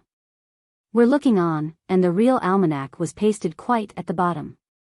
Saint Hubert was the patron saint of the chase, and on the 5th of November, when his festival was held, the king and the greatest personages of the court hunted at Versailles. 2 small places near Versailles where often soldiers encamped and reviews were held. Bernardi was the director of a celebrated gymnasium at that time, and every year his pupils attacked and defended an artificial fort, erected by his orders. The Marquis de Chamblay was a noted tactician. Jacquier had been the head of the commissariat, and died in 1684, and Berbier du Metz, lieutenant general of the artillery, was killed at the Battle of Fleurus in 1690. Beaumaviel, a celebrated basso singer at the opera, died about 1688. Martha de Rocois sang at the opera from 1678 till 1697. The Annales Galantes were published in 1670, and written by Madame de Villedieu. No journal amoureux ever saw the light. Roland, an opera by Quinault, see page, note 99, and Lully, see page, note 88, and page 46, note, was represented for the first time at Versailles in the beginning of 1685, and Mademoiselle de Rocois played the part of Angelica in it. See page, note 161. M. de Turat, the Chancellor of Monsieur, the brother of Louis XIV, is hinted at here, probably merely on account of his name. Le Mortier, in the original. See page, note 331. La Bruyère employs la vie de la consignation. See page, note 333. Pecuniary our author uses in its Latin meaning. Gilt nails were the principal ornaments of the heavy and unwieldy coaches of the age of Louis XIV. Some unprincipled suitors borrowed costly jewels which they put in the trousseau of their brides, but which had to be returned after the marriage. Gaultier was the proprietor of a well-known warehouse for the sale of silks and gold and silver embroidered stuffs in the Rue de Bourdonnais, in Paris, during the latter part of the 17th century. According to an immemorial custom in Paris, a young wife showily dressed had to sit up on her bed during the first 3 days after marriage to receive visits. Several memoirs and letters of the time refer to it. Addison in The Spectator, No. 45, speaks also of the English ladies, brought up the fashion of receiving visits in their beds. People were then, 1688 to 1694, in the habit of dining at 12 o'clock, and of taking supper at 7 or 8. Hence the reference to the 5 hours. We do not know if this refers to Swiss porters or Swiss guards. I should think it meant the former, and intends to point out that the lady made 3 calls. See also page, note 260. This paragraph alludes, of course, to the visits ladies pay one another. So poor lever, or a penny in the pound, in the original, was a tax on merchandise of a 20th part of their value. Wax candles were a luxury at the time La Bruyère wrote, and chiefly manufactured at Bugia, on the coast of Africa, hence their name, bougie. In every parliament there were originally 2 courts, and 2 kinds of barristers or consilers. One court was called the Grand Chamber, where the cases were heard. In the other court, the Chamber d'enquêtes, reports in writing were made of all cases. The nobleman or lady of high rank to whom the education of the children of royalty was entrusted in France bore the title of gouverneur, or gouvernante d'enfants de France. Voltaire attacked this paragraph, and maintained it was ridiculous to praise our forefathers for being calculating, slow, coarse, and not very cleanly. Moreover, money should not be stowed away in coffers, but circulate.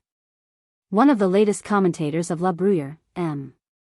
D. Staler, observes rightly that our author only praises economy, simplicity, and moderation, and not avarice and uncleanliness, and that he merely attacks the pretended showiness of men wishing to imitate people of high rank.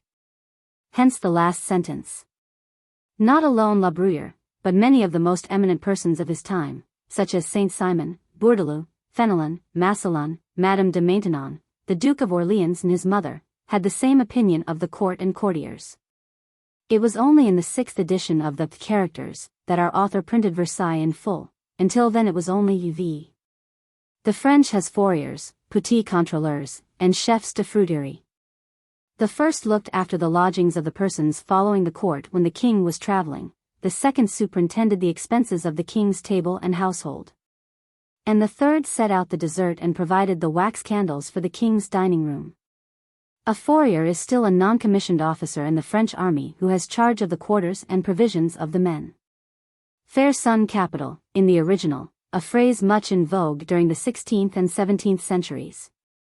This paragraph is said to apply to a certain M. de Barite, unknown to fame, or to the brother of Madame de Maintenon. See page, note 164. It was not considered etiquette to knock or to rap at the door of the king's chamber, or at the door of any nobleman's room. But a person asking to be admitted simply scratched the door with his nails, whilst the fashionables used their combs, which they always carried about with them to comb their long wigs.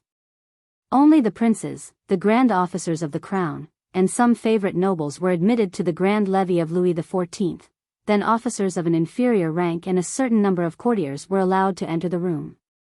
The crowd were not admitted, but had to wait till the king left the room, and then stood aside. This is said to be an allusion to a certain Italian quack, Coretto or Coretti, then the fashion, who is mentioned by Saint-Simon in his memoirs and by Madame de Sévigné in her letters. By the castle is meant Versailles.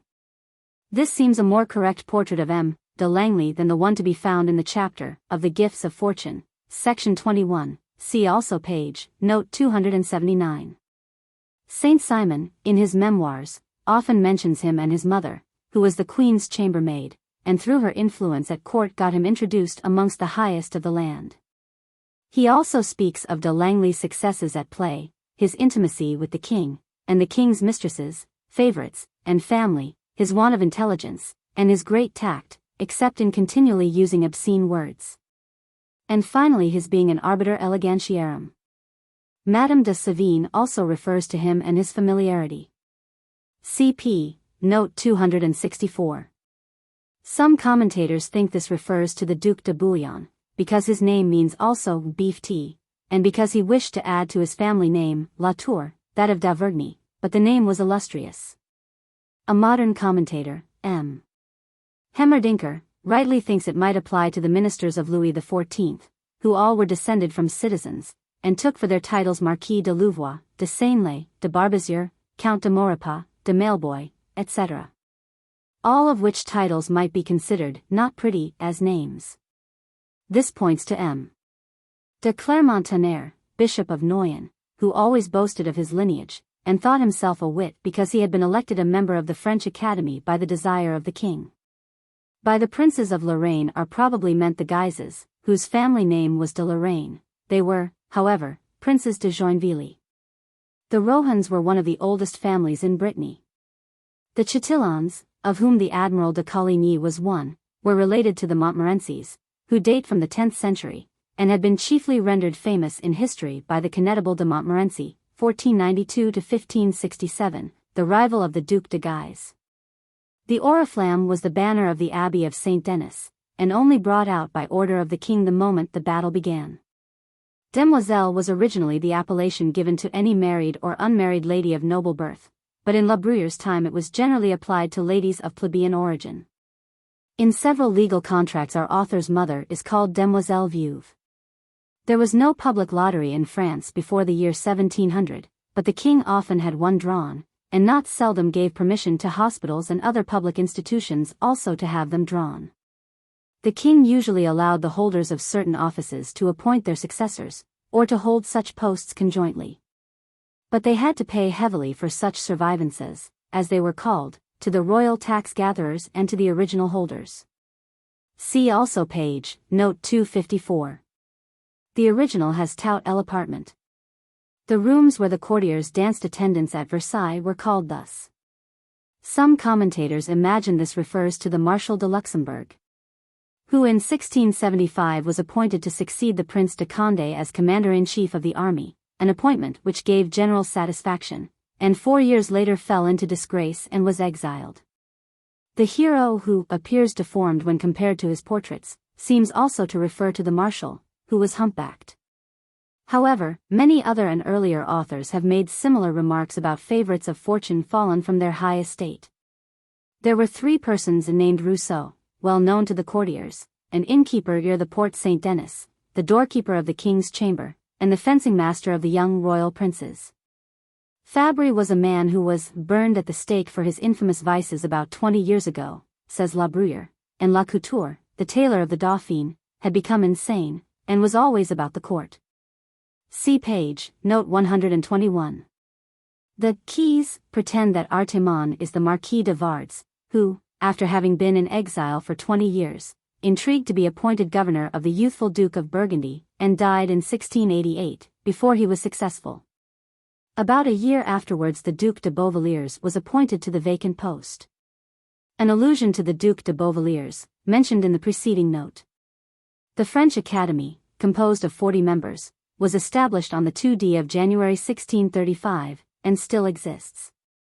It is said that the Minister of State Abel Servien, 1598 to 1639, refused politely, and that Cardinal Mazarin, 1602 to 1661, did not know how to give. P. Corneille, in his comedy Lamenta, Act I. Scene 1, says also, Tel don a plines mains que en oblige personne. La facon de donner vot mieux que ce qu'on donne. Saint Simon adopts the word amphibie from our author, and names, among others, a certain M. Saint Romain, who was ambassador at the court of Portugal, and enjoyed the income of 2 abbeys. Some commentators think this paragraph refers to M. de Villeroy, who was archbishop as well as governor of Lyons, and died in 1693. Whilst others suppose it alludes to the Chevalier de Hautefeuille, Grand Prieur d'Aquitaine, and Lieutenant General to boot. Monophilus is said to be either Father Lachaise, 1624 to 1709, the Jesuit confessor of Louis XIV. Or the celebrated Capuchin monk Joseph, 1577 to 1638, the confidant of Cardinal Richelieu. Most likely the portrait was intended for neither. When our author wrote, it was the fashion for gentlemen and ladies of the best society to be present at public executions. Even Madame de Sévigné went with some ladies of the court to see the poisoners the Marchioness de Brinvilliers and Lavoisin executed, 1670 and 1680. This happy individual seems to have been a certain M. Boucherat, who after his nomination as Chancellor de France became very arrogant. Some commentators appear to think this refers to M. de Pontchartrain, see page, note 288, who had been Secretary of State for more than a year when this paragraph first appeared in 1691. But this minister was a friend and patron of our author. There were two kinds of abbés. The abbé régulier, who was always a priest, wore the habit of his order, not seldom was a high dignitary of the church, and the abbé commendataire, who was a layman, and only enjoyed the revenues of the abbey. In time many a layman, who had no revenues whatever, either from an abbey or from any other source, adopted the semi-clerical dress of an abbé and called himself so. A bishop wore a golden cross on his breast, cardinals wear purple dresses. Louis XIV used on festive occasions to bestow various gifts on his courtiers, as well as abbeys and ecclesiastical appointments on clerical dignitaries. The keys give the names of several well-known financiers as those knaves. In the original de bien. See page, note 121. Our author imitates some old French writer, or at least employs antiquated words, of which the only one worthy of notice is saffronier, stained with saffron, because the houses of bankrupt traders were formerly stained yellow. Hence saffronier meant a bankrupt. Another allusion to the disgrace of the Duc de Luxembourg. See page, note 402, which happened from 1679 to 1681. This new minister was, according to some, M. Claude Le Pelletier, see page 54, note 1, appointed Contrôleur Général des Finances in 1683, and with whom the Duc de Villeroy, afterwards defeated by Marlborough at Ramillies, 1706, claimed relationship, though without any foundation. It seems more likely to have referred to M. de Pontchartrain. See page, note 414. Plancus is the Minister for War, Louvois, who died suddenly in 1691, about a year before this paragraph appeared. Tiber stands for Meudon, near Paris. In the ancient Tiber, a town of Latium to the east of Rome, and now called Tivoli, the Latin poet Horace had his country seat. Plancus, the consul, was one of his friends. This is a reference to Psalm cxxxv. 16, 17. In French certains livres, certain liveries. Can this be an allusion to the Justicorps à brevet, or coats only worn by the king's permission? The commentators suppose that a certain Abbé de Choisy, 1644 to 1724, is meant, who passed a great part of his life dressed as a woman. See page, note 227. The original has tout ce que paraît de nouveau avec les livres de la faveur. See also page, note 425. The Italian astronomer T.D. Cassini, 1625 to 1712, was the head of the Parisian Observatoire for Astronomical Studies. A parhelion is a mock sun or meteor near the sun, sometimes tinged with colors. A parallax is the difference between its position as seen from some point on the Earth's surface and its position as seen from some other conventional point. This is a hit at the courtiers, who all simulated piety after the king had married Madame de Maintenon and revoked the Edict of Nantes in 1685, and when he was wholly governed by the Jesuits. This paragraph first appeared in the 7th edition of the Caractères, in 1692. Chemineur, in the original, a word much employed by the courtiers of Louis XIV. This country is, of course, the court. By Harlequin's comedies the Italian stage is meant. See page, note 356. All the keys say this is an allusion to the Cardinal de Bouillon. But the keys are wrong, for his disgrace did not end until 1690, when this paragraph had already been 2 years published. Xanthippus is supposed to be M. de Bontemps, the son of one of the premier's valets de chambre of the king. But this supposition seems not correct, for he was brought up at court, and was never what can be called a favorite. See page, note 389. See also page, section 75. The court, Versailles, and the mass which Louis XIV attended daily in the royal chapel are alluded to in the above paragraph. The Iroquois and the Hurons, both tribes of North American Indians, were, at the time La Bruyère wrote, considered as typical savages, and are often mentioned in the literature of the period. De Bussy-Rabutin, Madame de Sévigné, the Marshal de Villeroy, and the Duc de Richelieu, all describe in their writings the misery they felt on not seeing the king. This seems to be an ironical allusion to the idolatrous worship the courtiers felt, or at least pretended to feel, for Louis XIV, whom they considered the image of the divinity on earth. Pascal expresses a similar thought in his Pensées, 6:19, and so do other authors. The commentators mention as known court wits the Count de Gramont, the Duc de Roquelaure, the Duc de Lauzun, the Count de Bussy-Rabutin, and others. M. de Bontemps and the Marquis de Dangeau, both of whom we have already mentioned, see page, note 437, and page, note 311, seem to be meant. The commentators give the names of several personages, all already mentioned before, such as the Count d'Aubagne, the Chancellor Boucherat, the Archbishop of Reims, Letellier, and others. All the keys say that M. de Pomponne, 1618–1699, is meant by Aristides, but he was still in disgrace when this paragraph was published, 1689, and remained so for 2 years longer. Stratton is undoubtedly the Duc de Lauzun, and his brother-in-law, the Duc de Saint-Simon, admits it. Lauzun had been a great favorite of the king, and had nearly married Louis XIV's cousin, Mademoiselle de Montpensier, but he was disgraced, imprisoned for 10 years, partly reinstated in the king's favor, banished again from the court, and finally sent with an army of French auxiliaries to assist James II in Ireland, where he was present at the Battle of the Boyne. The Duke died in 1723, at the age of 90. The first and last paragraphs of this chapter are an epitome of the whole.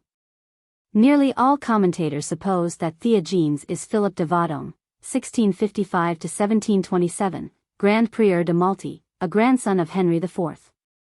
And Gabriel d'Estrées, and one of the most profligate men of his age.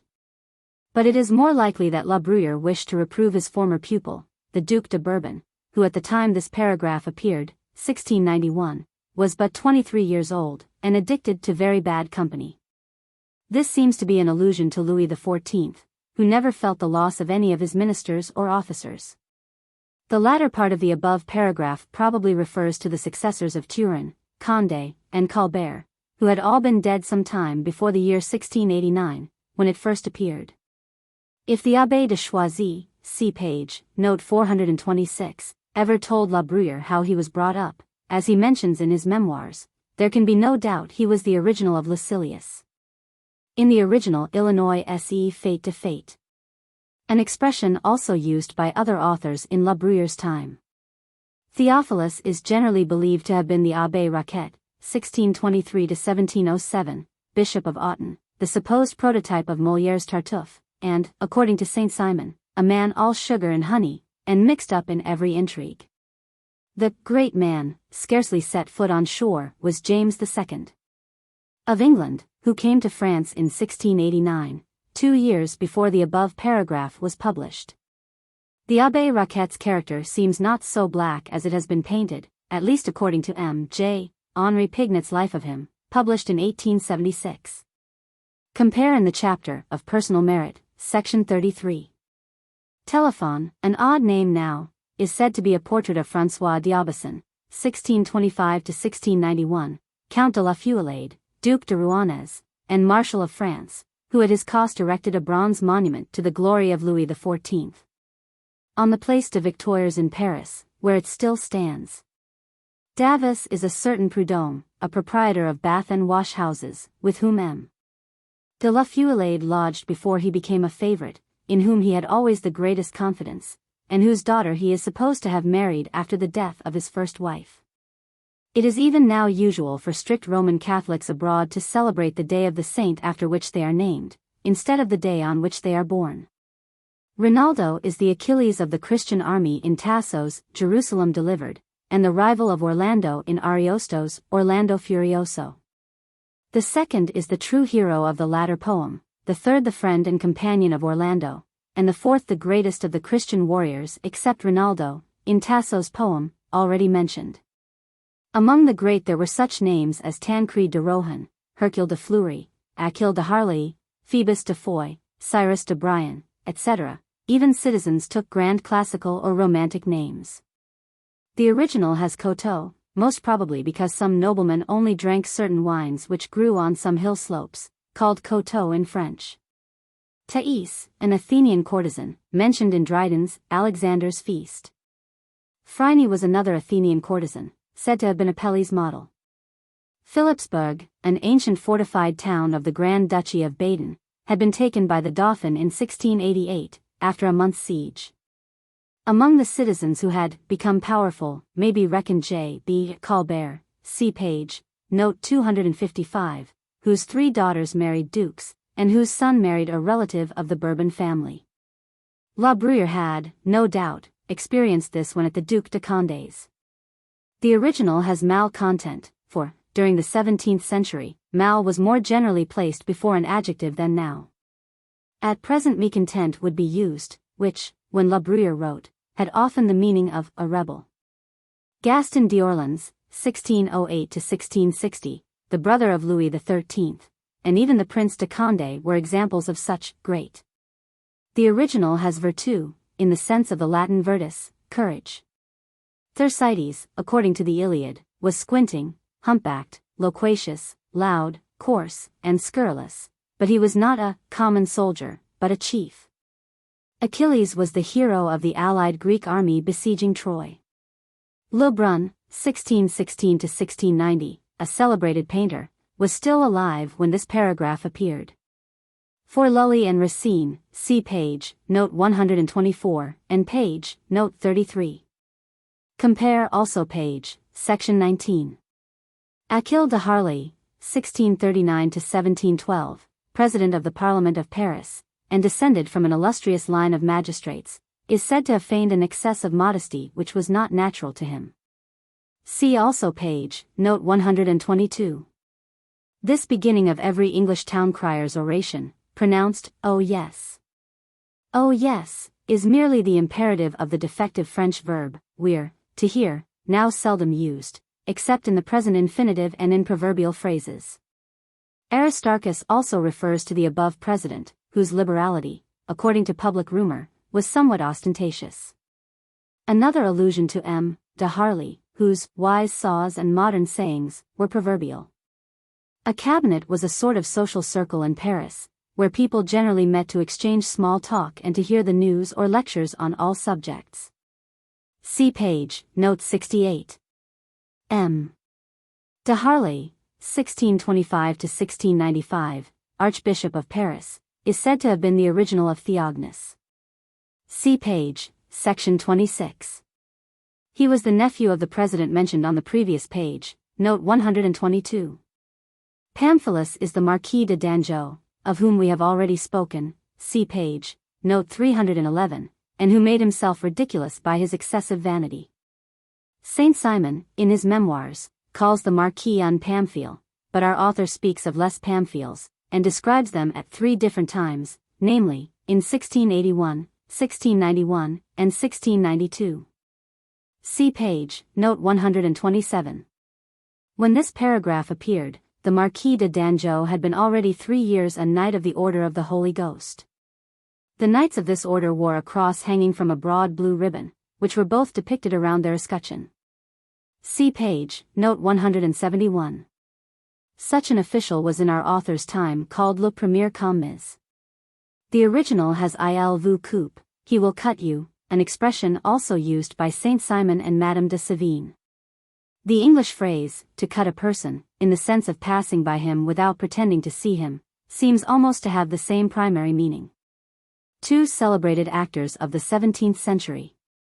Florider, whose real name was Josias Solas de Freinfoss, died in 1672, and Mondori in 1651. See page, note 480. This minister is said to have been Louvois, see page, note 423, who liked to have many postulants about him. See page, note 322. The Rue Saint-Denis was a street in Paris crowded with small tradesmen, and still exists. Our author was nearly always afraid of clearly mentioning Versailles or Fontainebleau, and very often employed only the initial letters and asterisks or dots. The original Republic, which was inserted for the first time in the 4th edition of the Characters, is used in the sense of the Latin Respublica. During the reign of Louis XIV. The signboards, which were often very large, swung above the heads of the passers-by, and the police tried in vain to reduce their dimensions or to have them fixed against the walls. Sometimes the government interfered in the municipal or provincial elections without any opposition, and sometimes a diminution of town councillors, or a promulgation of a stamp act for legal documents, was violently resisted. And the rebellion had to be quenched by an armed force, as, for example, in Guyenne and Brittany from 1673 till 1675. Taxes are meant here. Adolphe de Bellefourière, Chevalier de Soicourt, a captain of the gendarmes of the Dauphin, died 2 days after the Battle of Fleurus, July 1, 1690, of wounds received in this battle, in which his elder brother, the Marquis de Soicourt, was also killed. Both those young men were the sons of Maximilien Antoine, Marquis de Soicourt, Grand Veneur, who died in 1679, and was the original of Duranty in Molière's Comédie Les Fâcheux. The name of the Marquis is often mentioned in the lampoons of the times for his reputation of valor in other fields than those of Mars. La Bruyère was a friend of the family, whose name was always pronounced Saucourt, and even sometimes written so. Dijon, the former capital of Burgundy, had been besieged in 1515 by 30,000 men, who retired after the conclusion of a treaty of peace which the king, Francis I, did not ratify. Corbie, a town in Picardy, was taken when Burgundy and Picardy were invaded by the Imperials in 1636. This refers to the League of Augsburg, a coalition of England, Germany, Spain, Holland, Sweden, and Savoy against Louis XIV, with whom they were at war when this paragraph was published in 1691.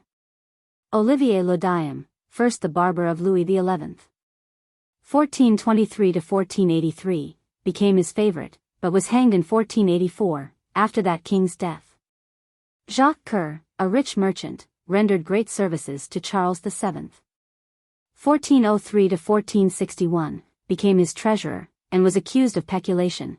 Thrown into prison, he escaped, and died in exile in 1461. The characters of both these men were not very well known when La Bruyère wrote.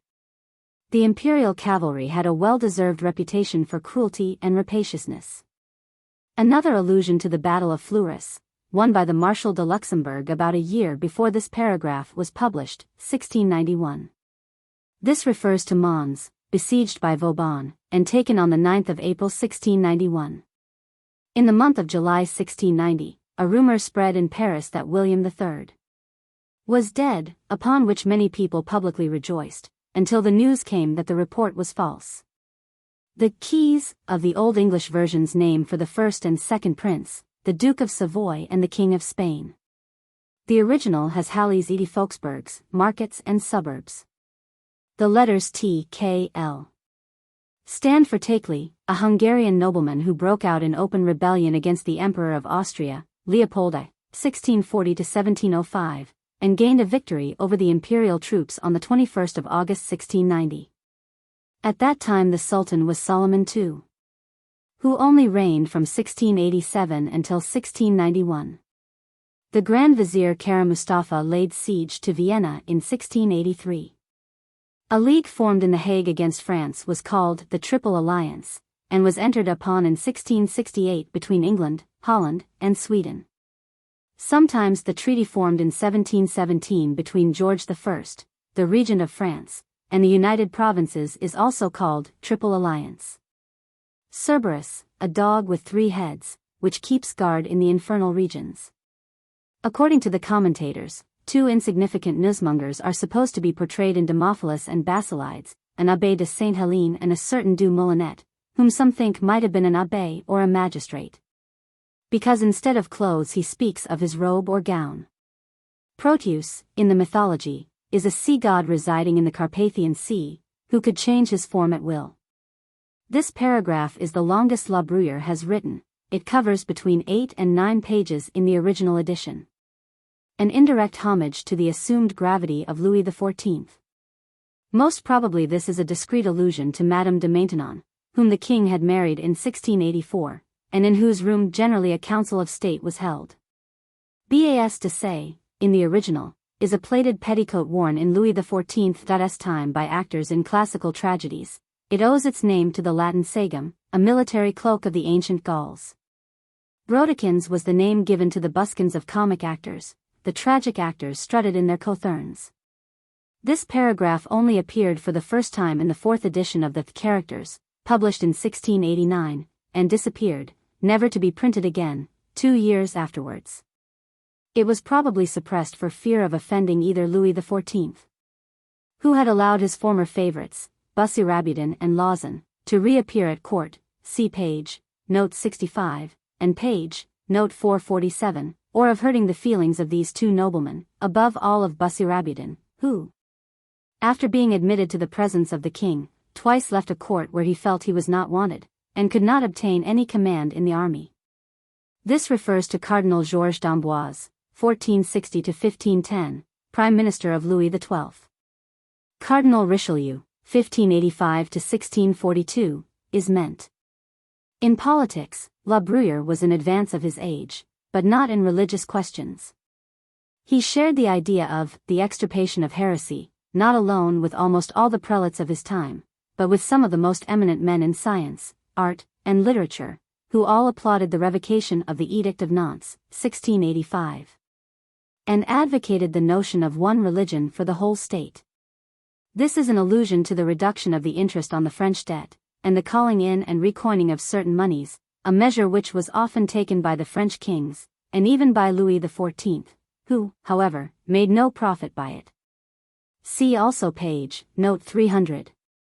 Colbert has been wrongly accused of having made money by those means, an accusation which was also brought against Mazarin, Fouquet, and the Fermiers Généraux, on far better grounds. Our author had to conciliate Louis XIV. At a time when it was supposed the publication of the Characters might make him many enemies. Hence the direct and indirect flatteries he bestows on the king, who prided himself on his complete mastery of details, for which he was praised by some and blamed by others. And amongst these latter must be reckoned Fenelon, who in his Telemachus, Book 16, criticizes Louis XIV. In the character of Idomeneus. That the king had a talent for mastering details cannot be doubted, and this is even admitted by the late John Richard Green, in his Short History of the English People, Chapter 9. Sect. 7. Whose opinion of Louis XIV? I transcribe here, as a corrective of the flatteries scattered on this royal despot by La Bruyère, Louis XIV, bigoted, narrow-minded, commonplace as he was, without personal honor or personal courage, without gratitude and without pity. Insane in his pride, insatiable in his selfishness, had still many of the qualities of a great ruler. Industry, patience, quickness of resolve, firmness of purpose, a capacity for discerning greatness and using it, an immense self-belief and self-confidence, and a temper utterly destitute indeed of real greatness, but with a dramatic turn for seeming to be great. An allusion to an operation for fistula performed on Louis XIV. In 1686. Voltaire, in his Siècle de Louis XIV, says, from 1663 until 1672 every year some new manufactory was established. The fine cloths formerly imported from England and Holland were manufactured at Abbeville. The cloth manufactories of Sedan, which had almost gone to wreck and ruin, were re-established. See also page, note 133. Louis XII was called by the States General assembled at Tours, 1506, the father of his people. Such was, however, the opinion of Louis XIV. Himself, who states in his memoirs, "Kings are absolute masters, and naturally dispose fully and entirely of all the property possessed by the clergy and laity." This is another flattery intended for Louis XIV, who thought that his ministers got their talents by virtue of their office. The word subalterns, subordinates, seems also out of place applied to such men as Colbert and Louvois. Louis XIV was certainly not displeased when his presence awed those who were presented to him. All those excellent qualities, which La Bruyère thinks are necessary to a sovereign, were those generally attributed to Louis XIV, and which Saint-Simon also ascribes to him in his memoirs. Another hit at the revocation of the Edict of Nantes. A reference to the royal edicts against dueling. Louis XIV, from 1667 to 1685, promulgated several laws reforming abuses in civil and criminal jurisprudence, and abolishing certain restrictions on trade, commerce, etc. To say that Louis XIV increased by his example the influence of religion and virtue, can only apply to him after his marriage with Madame de Maintenon.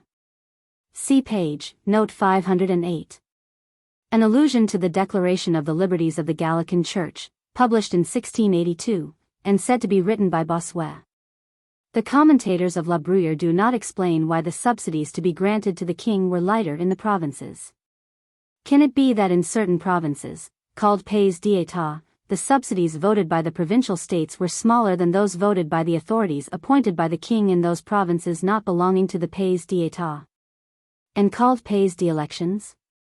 This allusion must greatly have pleased Louis XIV, who thought himself great as a strategist and as a politician. Although this paragraph is only half the size of paragraph 12, page 253, there is only one full stop in it in the original, and that is at the end. The original has a vec, which, in the 17th century, often was used for in spite of. The author adds in a note, this is not so much a portrait of one individual, as a collection of anecdotes of absent-minded persons. If they please, there cannot be too large a number of them, for as tastes differ, my readers can pick and choose. The chief traits of Menalcas are based on stories related by the Count de Brancas, who died 11 years before the above paragraph first saw the light, 1691. Others are said to have happened to the Prince de la Roche-sur-Yon, afterwards Prince de Conti, 1664 to 1709, and to a certain Abbé de Marois, chaplain to Mademoiselle de Montpensier. Eustace Budgell, 1685 to 1736, depicts in No. 77 of the Spectator an absent man, and also speaks of Monsieur Bruyère, who has given us the character of an absent man with a great deal of humor, and then prints the heads of Menalcas' portrait. According to Watt's Bibliotheca Britannica, Budgell was the author of a translation of La Bruyère's Caractères, published 1699 and 1702, but in the edition of 1702 there is on the title page, made English by several hands. Many of the streets in Paris were so narrow when our author wrote, that two people could hardly pass abreast. It was, therefore, the fashion to give the wall, as it was called, to persons of a superior rank. See page, note 486. The wigs were already worn very long, and completely concealed the ears. See page, note 322. There was usually only one or two armchairs in a reception room, reserved for the master or mistress of the house, or for both. It was reported that Brancas, Chevalier d'Honneur of the Queen Mother, and of Austria, 1602 to 1666, behaved in almost a similar manner to his royal mistress. Blotting paper was not invented when our author wrote. Even now it is not unusual abroad to find the ink of letters dried with sand, either plain or colored. Balaise in French, a kind of pale-colored ruby, so called, according to Littrés Dictionnaire, from Balakshan or Balaskan, not far from Samarkand. The king used to hunt at Fontainebleau almost every day in October. See also page, note 359. There existed a great deal of coarseness at the court of Louis XIV. Underneath a semblance of extreme polish and refinement, and some of the stories told by Saint-Simon of the habits and customs of the king himself would not bear repeating at the present time, and even be considered disgraceful by the lowest classes of society. As an example of this general coarseness, it will, no doubt, have been observed that it was the usual habit of decent people to expectorate on the floor, see page, line 12, as well as to throw there the wine they did not wish to drink. For Menalcas is only laughed at for his absence of mind, and not for his bad habits. See also in the chapter of the gifts of fortune, section 83, the character of Phaedo, page, and in the chapter of society, etc. The character of Troilus, page, section 13. See page, note 161. In the convent of the Carthusians, then near the Luxembourg, were to be found the 22 celebrated pictures of Eustache Lesueur, 1616 to 1655, representing the history of Saint Bruno, founder of that order, who died in 1101. The greater part of these pictures is now in the Louvre. This picture represents the burial of an eloquent and learned canon, who, whilst being carried to the tomb, rose in his coffin, exclaimed that he was damned, and fell back again. See page, note 272. Tallemant de Roux, in his Historiettes, tells a more probable story of de Brancas, how one day, being on horseback and stopped by footpads, he mistook them for footmen, and ordered them to let go his horse. And how he did not find out his mistake till they clapped a pistol to his breast. Compare what our author says in the above paragraph with the remarks he makes in section 21, page 260, and section 34, page 266. One of these fathers appears to have been the Duc de Gesvres, 1620 to 1704, who spent all his money on purpose not to leave any to his children. See the chapter of society. Epidaurus, a city of Peloponnesus, where Aesculapius, the god of medicine and a son of Apollo, was worshipped.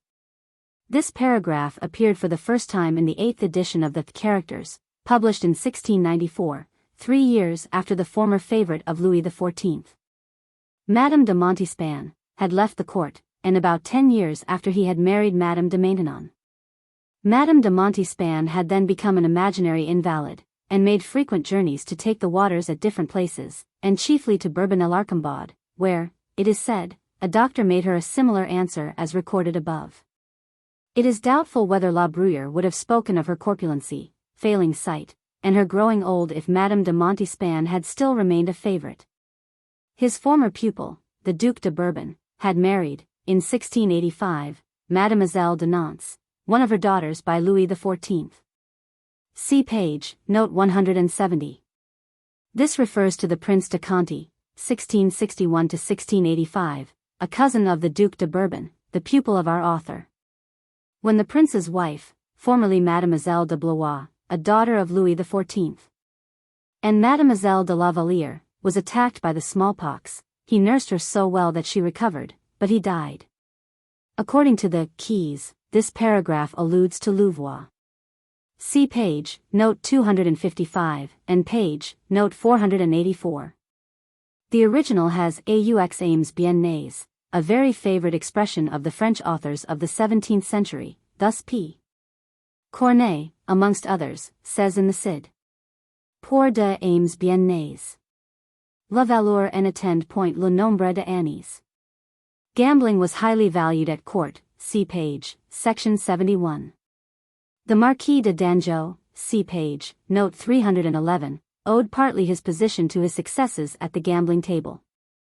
And the mathematician Sauver, a member of the Academy of Sciences, used to give scientific demonstrations before the king and the court of the various combinations of the fashionable games. The Marshal de la Feuillade is supposed to be meant. Besides the monument he erected to Louis XIV. See page, note 455, there are many other proofs of his eccentricity, as, for example, his going with 200 volunteers to wrest Candia from the Turks, and his voyage to Spain to challenge a certain M. de Saint-Aignan, who was accused of having calumniated Louis XIV. The commentators speak of a certain captain of the guard, Boyslot, and of an Irish officer, McCarthy, one of the generals of James II. But there would have been nothing astonishing in their mixing with the people. It may be that this paragraph points at the Duke of Orleans, a brother of Louis XIV, who had shown some valor at the Battle of Cassel in 1677, but who was never more employed, and was not very judicious. All the keys say the Archbishop of Paris, M. de Harlay, was meant. See also page, note 476. The Cardinal de Bouillon, 1644 to 1715, is supposed to be meant by this remark, He was, however, according to Saint Simon, always very dissolute in his manners. See page, note 436. Some keys name here wrongly Boutillier de Rance, the founder of the Trappists, whilst others speak of Le Camus, Bishop of Grenoble. See page 47, note 4. La Bruyère's allusion is far more general. All the keys say this refers to the Dictionnaire de l'Académie, but its first edition only appeared in 1694, and this paragraph was published 4 years before. See page, note 46. It alludes probably to those encyclopedias called Traits sur toutes les sciences, Traces abrégées à l'usage de la noblesse, or to some collection of anecdotes, a kind of omnium gatherum, entitled Bibliothèque de gens de cour. Perhaps it might also apply to some verses then in vogue, and called vers abécédaires, of which the first line began with an A, the second with a B, and so on. Those sports of wit, which our author calls by the name of jeux d'esprit, witticisms, also existed later in England, e.g., the Foundling Hospital for Wit. Several persons have been named whose duty it was to distribute charity to the poor, but it has been rightly observed that the person alluded to in this paragraph makes a display of it, and therefore it cannot have been his duty. In French, Sœurs grises, grey sisters, because the sisters of charity wore grey dresses. Bands were then worn by every one, but clergymen's bands were plain and called petits collets, the name our author gives them. Holders of certain legal or financial offices had the right of reversion or next nomination whilst they were alive, and not seldom delayed exercising it until they were very old. But unless they did so within 40 days of their death, and had paid an annual tax called le droit de Paulet, so called after Charles Paulet, a minister of Henri IV, who established it in 1604, and which tax varied from a 60th to a 1/4 of the value of the office, the king had a right to make fresh appointments. See also page, note 400. Jean-François, Marquis de Hautefort, who was, it is said, the original of Harpagon in Molière's Avare, seems to be partly portrayed in this paragraph. Some of the commentators pretend that the courtier of a ripe old age was the Marshal Nicolas de Villeroy, the former governor of Louis XIV, who died in 1685, and whose son, the Duke, is mentioned on page 54, note 3, and on page 204, note 1. It is said that by Philip our author intended to portray the Marquis de Sable, a son of the finance minister Servien, who was the proprietor of Meudon, sold it to Louvois, see the chapter of the court, page, note 423. And seems to have been chiefly known by his love for eating and drinking, his eccentricities, and his debauchery. Louis Roger Dance, a canon of the Sainte-Chapelle, and a noted gourmand, is supposed to have sat for Nathan, as well as for the stout Canon Everard in Boileau's Lutrin. The Count d'Aulon, a well-known lover of good cheer, who died in 1690, is said to have been limned as Cleto. Others think it was another gourmet, M. de Bruslard, Count de Brussaine, who lived until 1693. See page, note 376. The potages, in La Bruyère's time, different from what is now understood by them, seem to have been a sort of stew. These were either entremets or side dishes not larger than could be contained in a plate or assiette. Trivial in French. See page, note 265. See page, note 381. This asking for an injunction was called s'opposer au sceau, literally, to oppose one's self to the seal. See page, note 254, and page, note 400. Committimus, in the original. The chairman is the syndic de direction. Vieille mobile de ruelle. Vieille was, in La Bruyère's time, often used instead of view, even before a consonant. For ruelle, see page, note 161. The original speaks of the Marais, see page, note 341, and of the Grand Faubourg, probably the Faubourg Saint-Germain. See page, note 175. The Keys name for Antagoras two eccentric noblemen of the time now wholly unknown, a Count de Montluc and a Marquis de Ferril. In Louis XIV's time France was divided into 33 provinces, and as communications were difficult, the inferior noblemen were what our author describes them to be, and had no other amusements but dueling, dining, and drinking. The original has fours et mortiers, the gowns of bachelors, licentiates, and doctors of the various faculties were bordered and even sometimes lined with fur. For Mortier see page, note 331. In French les masses d'un chancelier, for the mace was always carried before the Chancellor of France. La Bruyère adds in a note, we can only mean that philosophy which is depending on the Christian religion. An allusion to the theory of Descartes, see page, note 298, that beasts were only automatons without any consciousness of their acts. In French Alain, the name of a rustic servant in Molière's École des Femmes. All the names given by our author have already been mentioned before, except that of Claude de Lingens, 1595–1660, one of the best preachers among the Jesuits, and whose reputation must have been great to quote him with such illustrious dead. And whilst Bossuet, Bourdaloue, and Fenelon were still alive. An allusion to the entertainments given by Louis XIV. Such places were, in our author's time, Versailles, Fontainebleau, Marly. This seems to hit at the courtiers of Louis XIV, who pretended to become devout in order to please the monarch and Madame de Maintenon. La Bruyère is not in advance of his times in what regards corporal punishment, Montaigne was. For caps and gowns, the original has Mortier and Fours, see page, note 331, and page, note 587, for fasces see page, note 278. Some commentators think that the Marshal de Villeroy, see page, note 151, is meant by Timon, but this cannot be, as the Marshal was rather ostentatious, and not at all a misanthrope. Perhaps our author thought of giving another version of Molière's Alceste, as later on he gives another of Tartuffe, in his portrait of Onifer, in the chapter, of Fashion, page 395, section 24. The original has enteitment, infatuation, obstinacy, which sometimes meant enthusiasm, as in Molière's Femmes Savantes, Act 3. Scene 2, J'aime la poésie avec enteitment. Our author adds in a note, a pretended pious person. The original has Petitoire et Possessoire, printed in italics. M. Terentius Varro, 116–26 BC, was considered one of the most learned among the Romans. His principal works are De Re Rustica and De Lingua Latina. This is an allusion to Quinault, see page, note 99, whose tragedies were all bad, but whose operas were considered well written. See page, note 366. He died in 1688, 1 year before the appearance of this paragraph. J.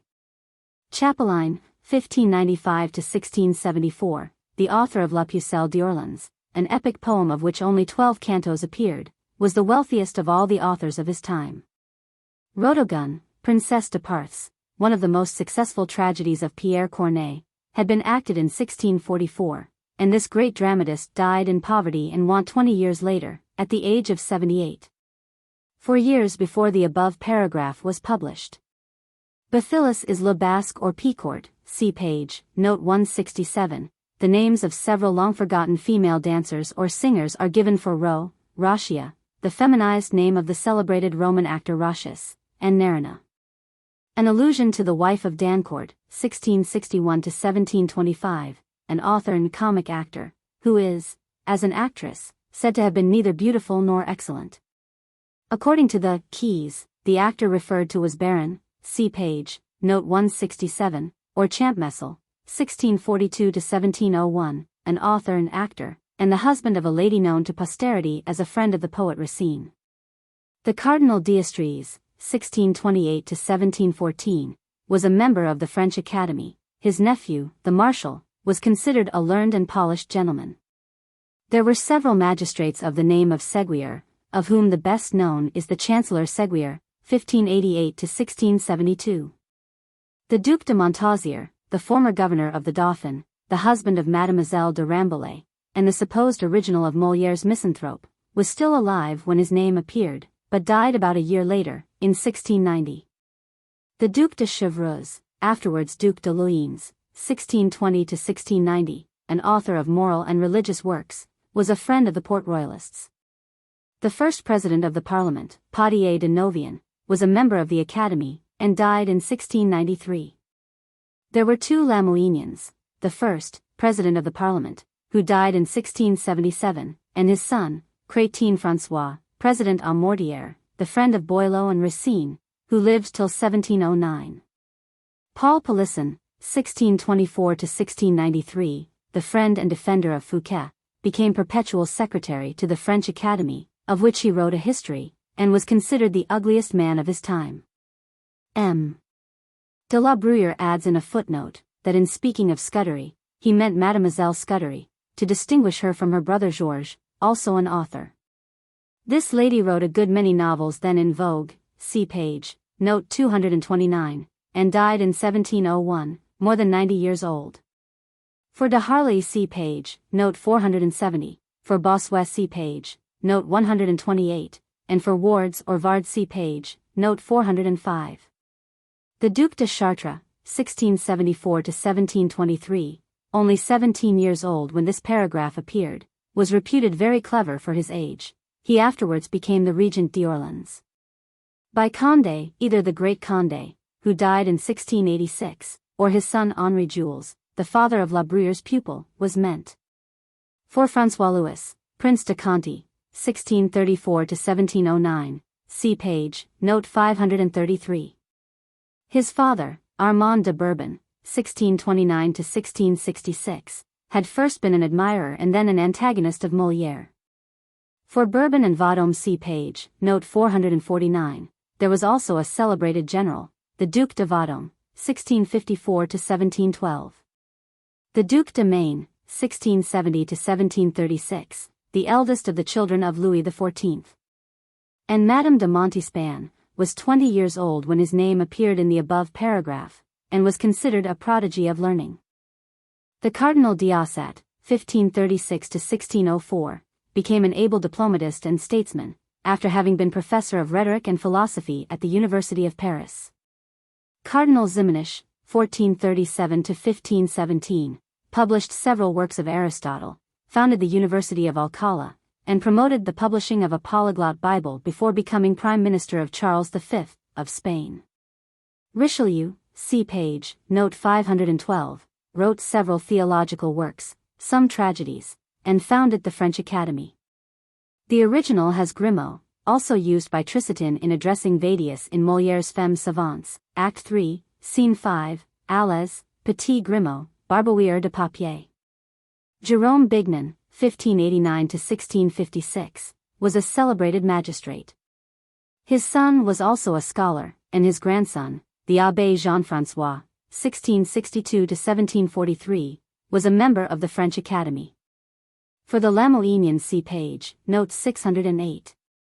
Plato expresses this idea in the 7th book of his Republic, but it was often in the mouth of the Roman Emperor Marcus Aurelius, 121–180, called Antoninus, as being the adopted son of Antoninus Pius. Henri III of France is said to have fainted if he caught sight of a cat, and some commentators state a certain Abbé de Drubec, see page, note 217, had this weakness. Shakespeare, in The Merchant of Venice, Act 4. Scene 1, also says, "Some that are mad, if they behold a cat." In our author's time there were only feather beds or straw paillasses, but no flock beds. The original has Pratician.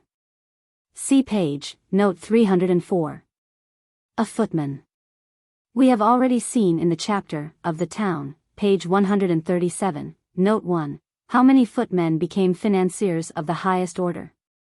This stands for Antoine Benoit, the royal waxwork maker, who had a gallery of waxworks called Cercle Royal. B. was a certain Barbaro who sold Seine water for mineral water, or perhaps Brimbouf, another quack, who sold a specific for perpetual youth.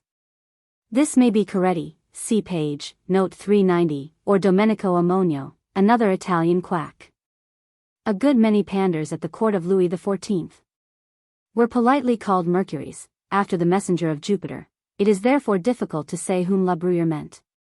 Some say he spoke of Bontemps, first valet de chamber of the king. Others imagine he wished to hit the Marquis de Lacy, who had the reputation of being pander to the Duc de Bourbon, the former pupil of our author. In La Bruyère's time people wore long wigs but were closely shaved. Tityrus is a shepherd, who, according to the first line uttered by Melibos in Virgil's first Eclogue, is one of those men who lay at ease under their patrimonial beech trees. This is an allusion to the Siamese ambassadors, who came to Paris in 1686, and produced a great sensation.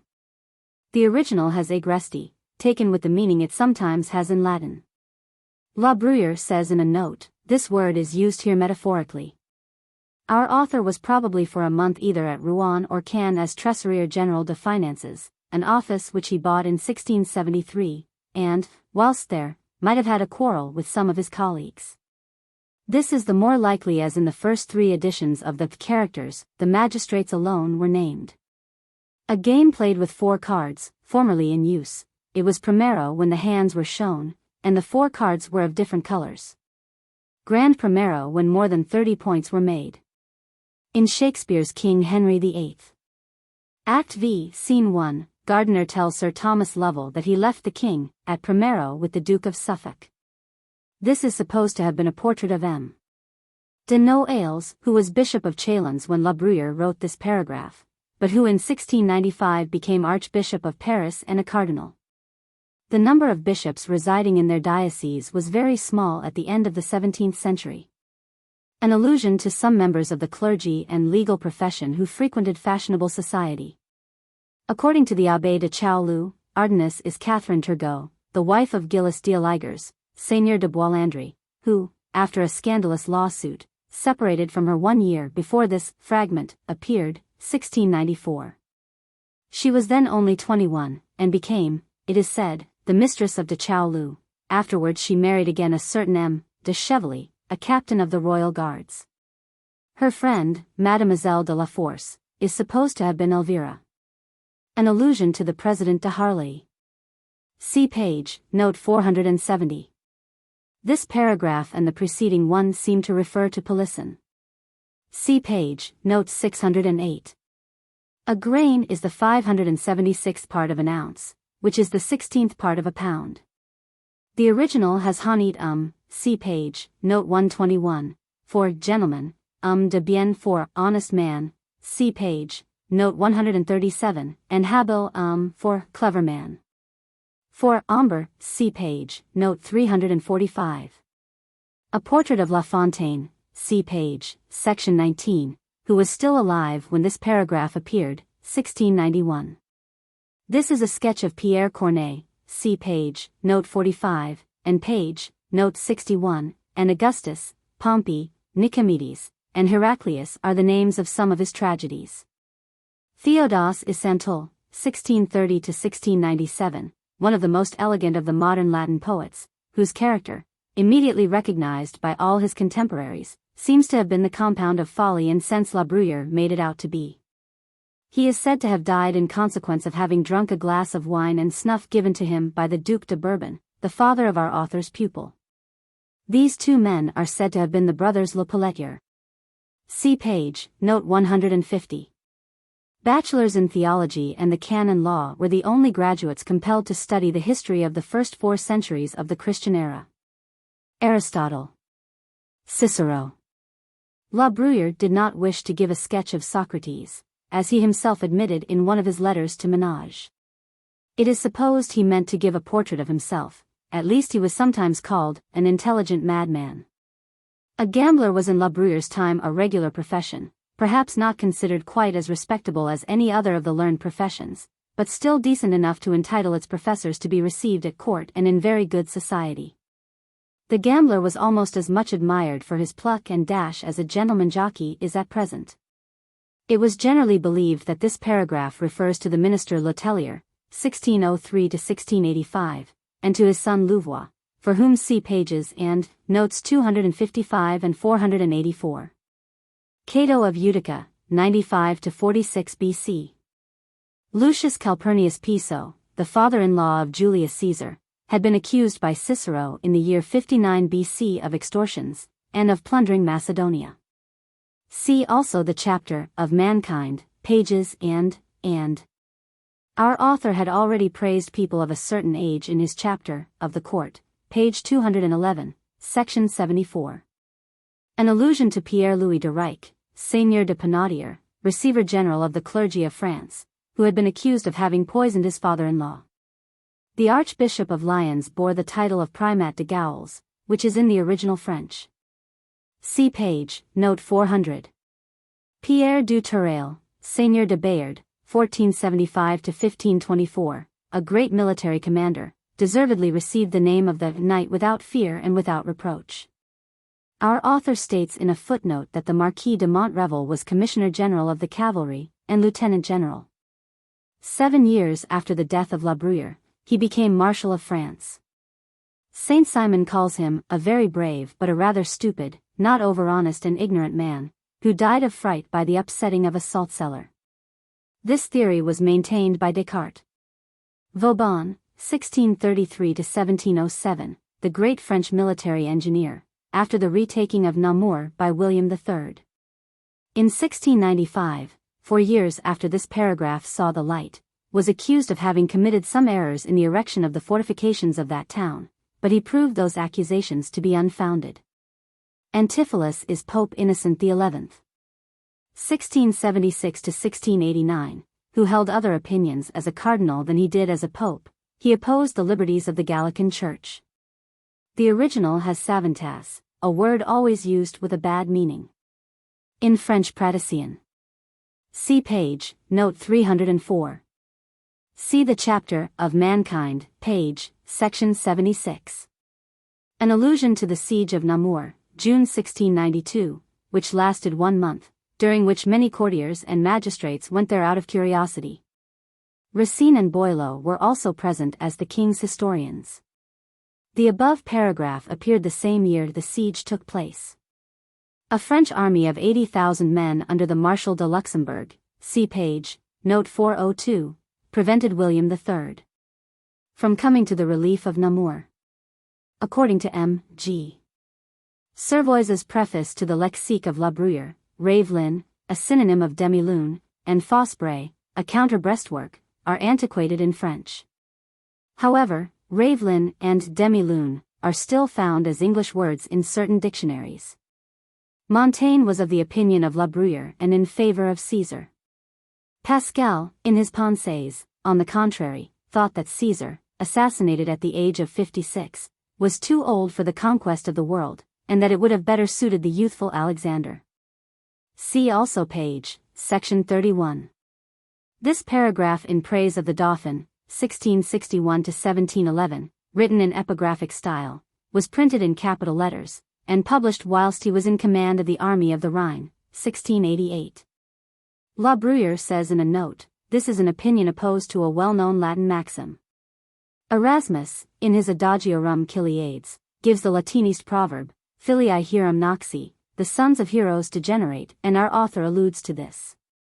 As for the divine qualities, see page, section 33.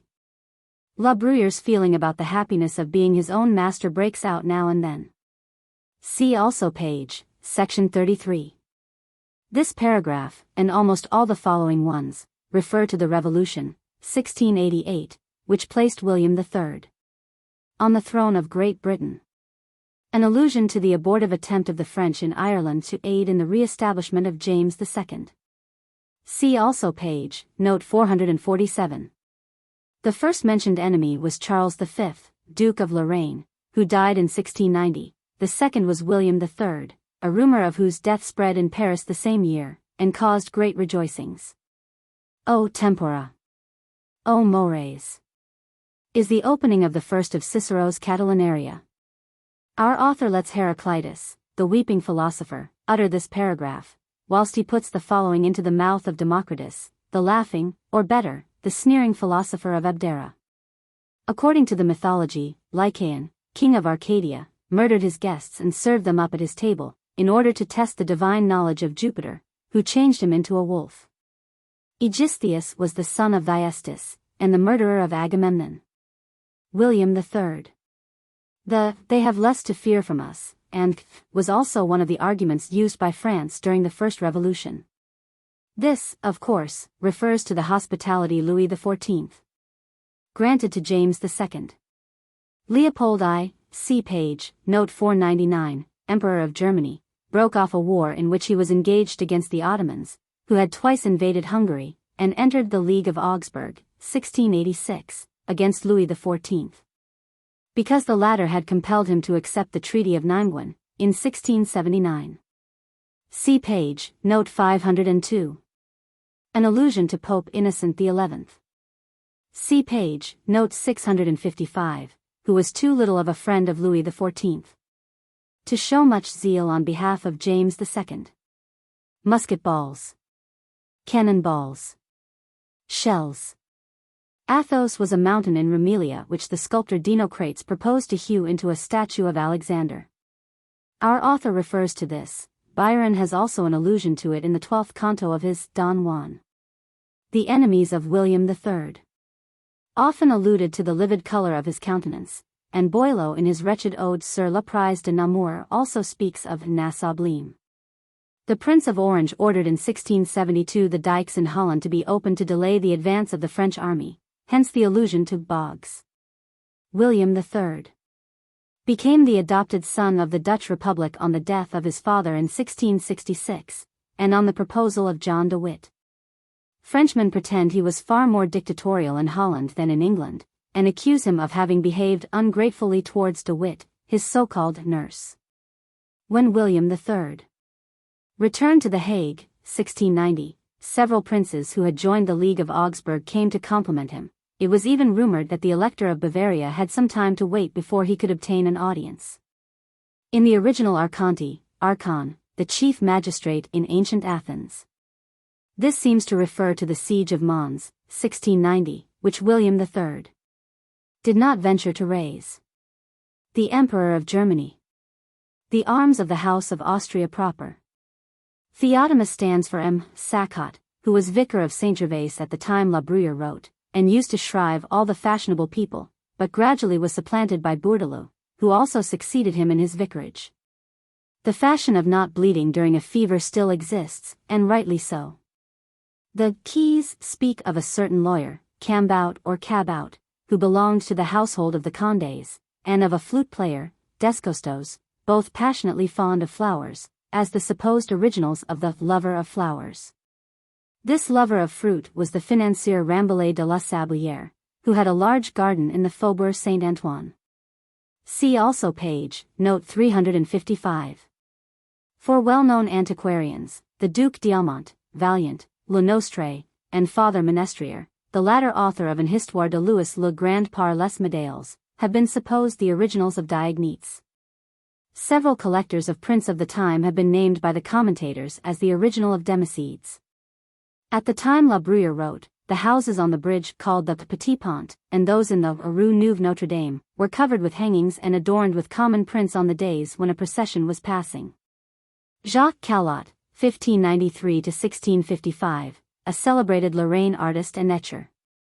In the Rue Vieille du Temple, in Paris, there was, at the time our author wrote, a mansion erected by M. Amelot de Bissewil, which was considered one of the curiosities of Paris. According to some Keys, this refers to the Hotel Lesdiguières, according to others, to the Hotel of M. de Langley. See page, note 392. In the original Illinois Don Pension antiquated in this sense. The author states, these are names of various shells. The original has Le Leopard, La Plume, La Musique, and the English names have been kindly suggested by M. Hugh Owen in Notes and Queries, as equivalents for the French ones. A few years before La Bruyère wrote, there was quite a mania for butterflies at court and in Paris. An allusion to the ordeal by duel, of which one of the last was fought between Jarnac and La Chataigneraie, in 1542, before Henri II and his court. A treacherous thrust of the first-named nobleman has given rise to the proverbial saying un coup de Jarnac. Louis XIV was strongly opposed to dueling, and several legal prohibitions of it were promulgated during his reign. Sophonius Tigellinus, a favorite and accomplice of the Roman Emperor Nero, was put to death about the year 70. In the original, souffler and jeter en sable, to gulp down. Only the last word is found in the dictionary of the French Academy of 1694. The Old English translators of La Bruyère have been greatly puzzled by the sentence beginning with the word, a Tigellinus, and give it, a juggler, one who turns aquavita black and performs other feats of legerdemain, other surprising things. whilst the translation of 1767 speaks of a fiddler, who, besides several odd performances on his instrument, gulps down, and see the chapter of the gifts of fortune, -75. In the original La crapule, now no longer used for intoxication. C. Valerius Catullus, 87–47 BC, the well-known Roman poet, is supposed to allude to the Abbé de Chaulu, see page, note 630. The latter's disciple was the Chevalier de Bouillon. See page, note 346. During the summer of 1689 the fashionable ladies at court adorned themselves with bouquets of cornflowers. For voiture see page, section 37, and note 72. Sarrazin, 1603–1654, was a rival of voiture in an affected and pretentious style. The original has gens d'esprit. See page, note 70. Those of my readers who wish to see the various fashions in dress of the end of the 17th century should look at the etchings at the head of each chapter, which faithfully represent them at the time La Bruyère wrote. The high headdresses had been abandoned when he penned this paragraph, 1691, but they became again the rage the following year, see chapter 4, of women, and continued so for a considerable period. In the original Il parle gras. Parler gras means usually to speak thick, but is sometimes said, as it is here, of people who lisp, which generally in French is gracier. In the original indecence, crudeness, want of harmony, now antiquated with this meaning. Attila, king of the Huns, died 453. The long black veil, coming down to the feet, worn by ladies in mourning, and during some grand ceremonies, was called a mant. Our author adds in a note, Oriental habits. The tiara, or triple crown, was the headdress of the ancient Persian potentates, of the Jewish high priest, and of the Pope. For the sagum, see page, note 509. The author says in a note, offensive and defensive. Canyons, or canons in French, were large round pieces of linen, often adorned with lace or bunches of ribbons, which were fastened below the breeches, just under the knee. Libertin in the original. See page, note 319. It was 2 years after the revocation of the Edict of Nantes, 1685, that La Bruyère made these remarks about pretended piety, for since the influence of Madame de Maintenon over Louis XIV, all the courtiers were turning pious. See also page, note 431. Our author is careful to add in a note, assumed piety. Connaître le flanc is used by La Bruyère. Some of the commentators think this is a military term used purposely by our author. None of La Bruyère's commentators have observed that the unknown jargon seems to refer to the mystic quietism taught by Jean-Marie Bouvier de la Motte-Guyon, 1648–1717. Who was at the height of her reputation when this paragraph was published for the first time in the 8th edition of the Caractères, in 1694. To our author has also been attributed Dialogues sur le quietisme. La Bruyère is always very careful when he uses the word devout or pious, in a bad sense, to add in a note, assumed or false piety. See also. See page, note 121. This devout courtier was Paul de Beauvilliers, Dulce de Saint-Aignan, peer of France, gouverneur de Enfants de France. See also page, note 405. Saint-Beuve, in his Histoire de Port Royal, justly observes that La Bruyère showed more courage in writing the character of Onufrius than Molière displayed in bringing out his Tartuffe, for the latter comedy made its appearance in 1667. And Onufrius in 1691, 5 years after the revocation of the Edict of Nantes, when Louis XIV was already under the influence of Madame de Maintenon, and had become devout. An allusion to the first words said by Tartuffe, Act 3. Scene 2, in Molière's play of that name, Laurent, Serres Maher avec ma discipline. The Spiritual Fight, a religious work attributed to an Italian Theatine monk, Scipoli, had been already translated into French in 1608. The Inward Christian, by Louvigny, was published in 1661, whilst there were 2 holy years, one written by Bordier in 1668, and a second published 10 years later by a certain clergyman, Loisel. In the original Illinois Pousse de Elans et de Suppers, a reminiscence of Molière's Tartuffe, Act I, Scene 5, where Orgon, in speaking of the hypocrite, says, Il adorate les yeux de l'assemblée entière. Par l'ardeur dont aussi il possède sa prière. Il faisait de suppers, de grands alancements. Et bisate humblement la terre à tout moments. The chapel and the anteroom refer to the chapel and anteroom of the Palace of Versailles.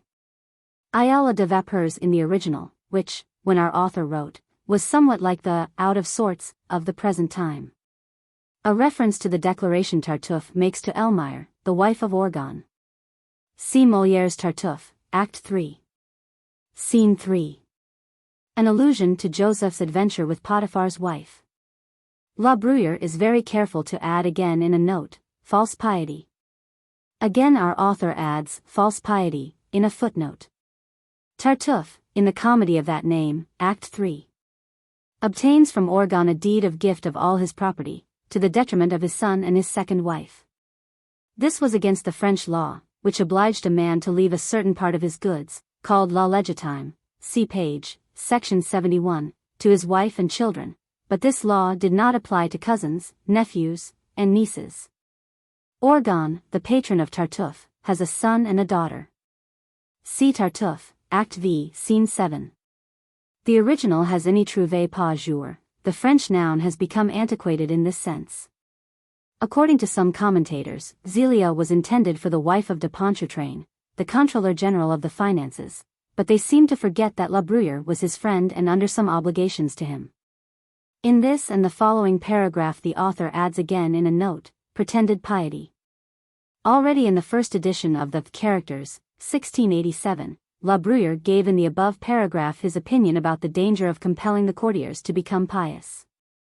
Favier, a dancer at the opera, was also the dancing master of the Duc de Bourbon, the pupil of La Bruyère. The anthems of Paolo Lorenzani, the music master of Anne of Austria, 1601–1666, were published in 1693. Many of the bishops in our author's time were continually dangling about the court, and not residing in their diocese. See page, note 628. Our author added in a note of the first 4 editions, secretaries of the king. Those offices were bought, and ennobled their holders, hence the nickname of savonnettes à vilain, literally, soap balls for serfs. Other offices also gave a title to the persons who filled them, and this is probably the reason of the suppression of this note. La Bruyère's own note says, veterans, a name given to the consilers, see page, note 381, who, after having practiced for 20 years, sold their post, but retained all the privileges attached to it. Here our author gives the same note as above. Commoners were ennobled by the grant of letters of nobility, whilst nobles whose ancestors had derogated were rehabilitated. However, commoners who had become wealthy often asked and obtained letters of rehabilitation, and, therefore, pretended to be of noble origin. Rehabilitation, according to Thomas Blunt's Law Dictionary, 1717, was in England one of those exactions claimed by the Pope, and seems to signify a bull or breve for re-enabling a spiritual person to exercise his function, who was formerly disabled, or a restoring to former ability. The war cry is a great proof of the nobility being ancient. The home, headpiece, is the same as the casque, helmet, which latter word was generally used in French heraldic language. According to certain rules which soon ceased to be practiced, the vizard was open or shut, and showed more or less bars, whilst the helmet was in front or profile, according as the owner of the coat of arms was of ancient or modern nobility. The keys refer to the Le Camus and Bezons families, as having taken the pictorial emblems of their fathers' signboards for their family arms. See also Molière's École de Femmes, Act I, Scene 1. The Doziers were a family of genealogists, flourishing from 1592 till 1830. La Bruyère speaks most probably of Louis Roger and his brother Charles René de Hozier, who were of middle age when the Characters were published. It is said this is a hit at Monsieur, the brother of Louis XIV, who, in imitation of the king's son and grandsons, did no longer wish to be addressed as Royal Highness, but simply as you, an example followed by all other French princes. A maître d'hôtel of Louis XIV, Delrieux, is said to have called himself de Ruz, and there had been a marshal of that name. Cyrus is the name of a slave in Plautus and Terence's comedies. Cyrus, a celebrated king of Persia, was killed in battle against the Massagetae, 529 BC.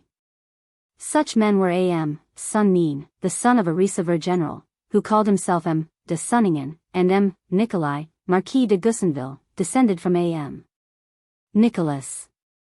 The marriages of the Marquis de Tourville with Mdli Langlois, see page, note 285, and of the Marshal de Lorges with Mdli Fremont, see page, note 255, are examples of this, though many similar marriages took place almost daily.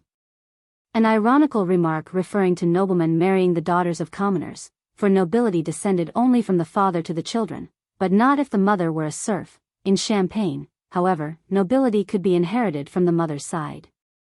Franchise is a privilege or exemption from ordinary jurisdiction, and immunity, the right of not paying taxes, or of paying less than the commonalty. La Bruyère, in speaking of certain monks who obtained titles, adds in a note, a certain convent was secretary to the king. The convent of the Celestines had already in the 14th century been appointed to a secretaryship, and received its emoluments, but never fulfilled its duties. The religious community said to have had an interest in the gabelle or salt tax, is supposed to have been that of the Jesuits, but this accusation seems to have been made without sufficient proof. A certain Geoffrey de la Bruyère had really taken part in the Third Crusade and died during the siege of St. Jean d'Acre in 1191, or almost a century after Godfrey of Bouillon, 1061 to 1100. Our author only mentioned his ancestor's full name in the 6th edition of the Caractères, published in 1691. Abbé is derived from the Syrian Aba, father. The cardinal may have been the Cardinal de Bouillon, who always was gaily dressed. See page, note 560. In the Palace Farnese at Rome, built by order of the Cardinal Alexander Farnese, who afterwards became pope under the name of Paul III. 1534 to 1549, are to be found many works, such as Aurora and Cephalus, Diana and Endymion, Galathea, Polyphemus and Assus, and Ganymedes and Jupiter, painted by Annibale Carracci, 1560 to 1609, and Domenichino, 1581 to 1641, all representing nude figures. And not religious subjects. Richelet's dictionary, published in 1680, mentions the jegue as un danse anglaise, composé de toutes sortes de pas, qu'au on danse sur la corde, and hence, he continues, any dancing tune was thus called. But was a jig originally danced on the tightrope? The chapel is of course the Chapel Royal at Versailles. Paris, a son of Priam and Hecuba, had to decide whether Juno, Venus, or Minerva was the most beautiful, and should receive a golden apple as a prize. The three goddesses did not present themselves for this competition with too many clothes on.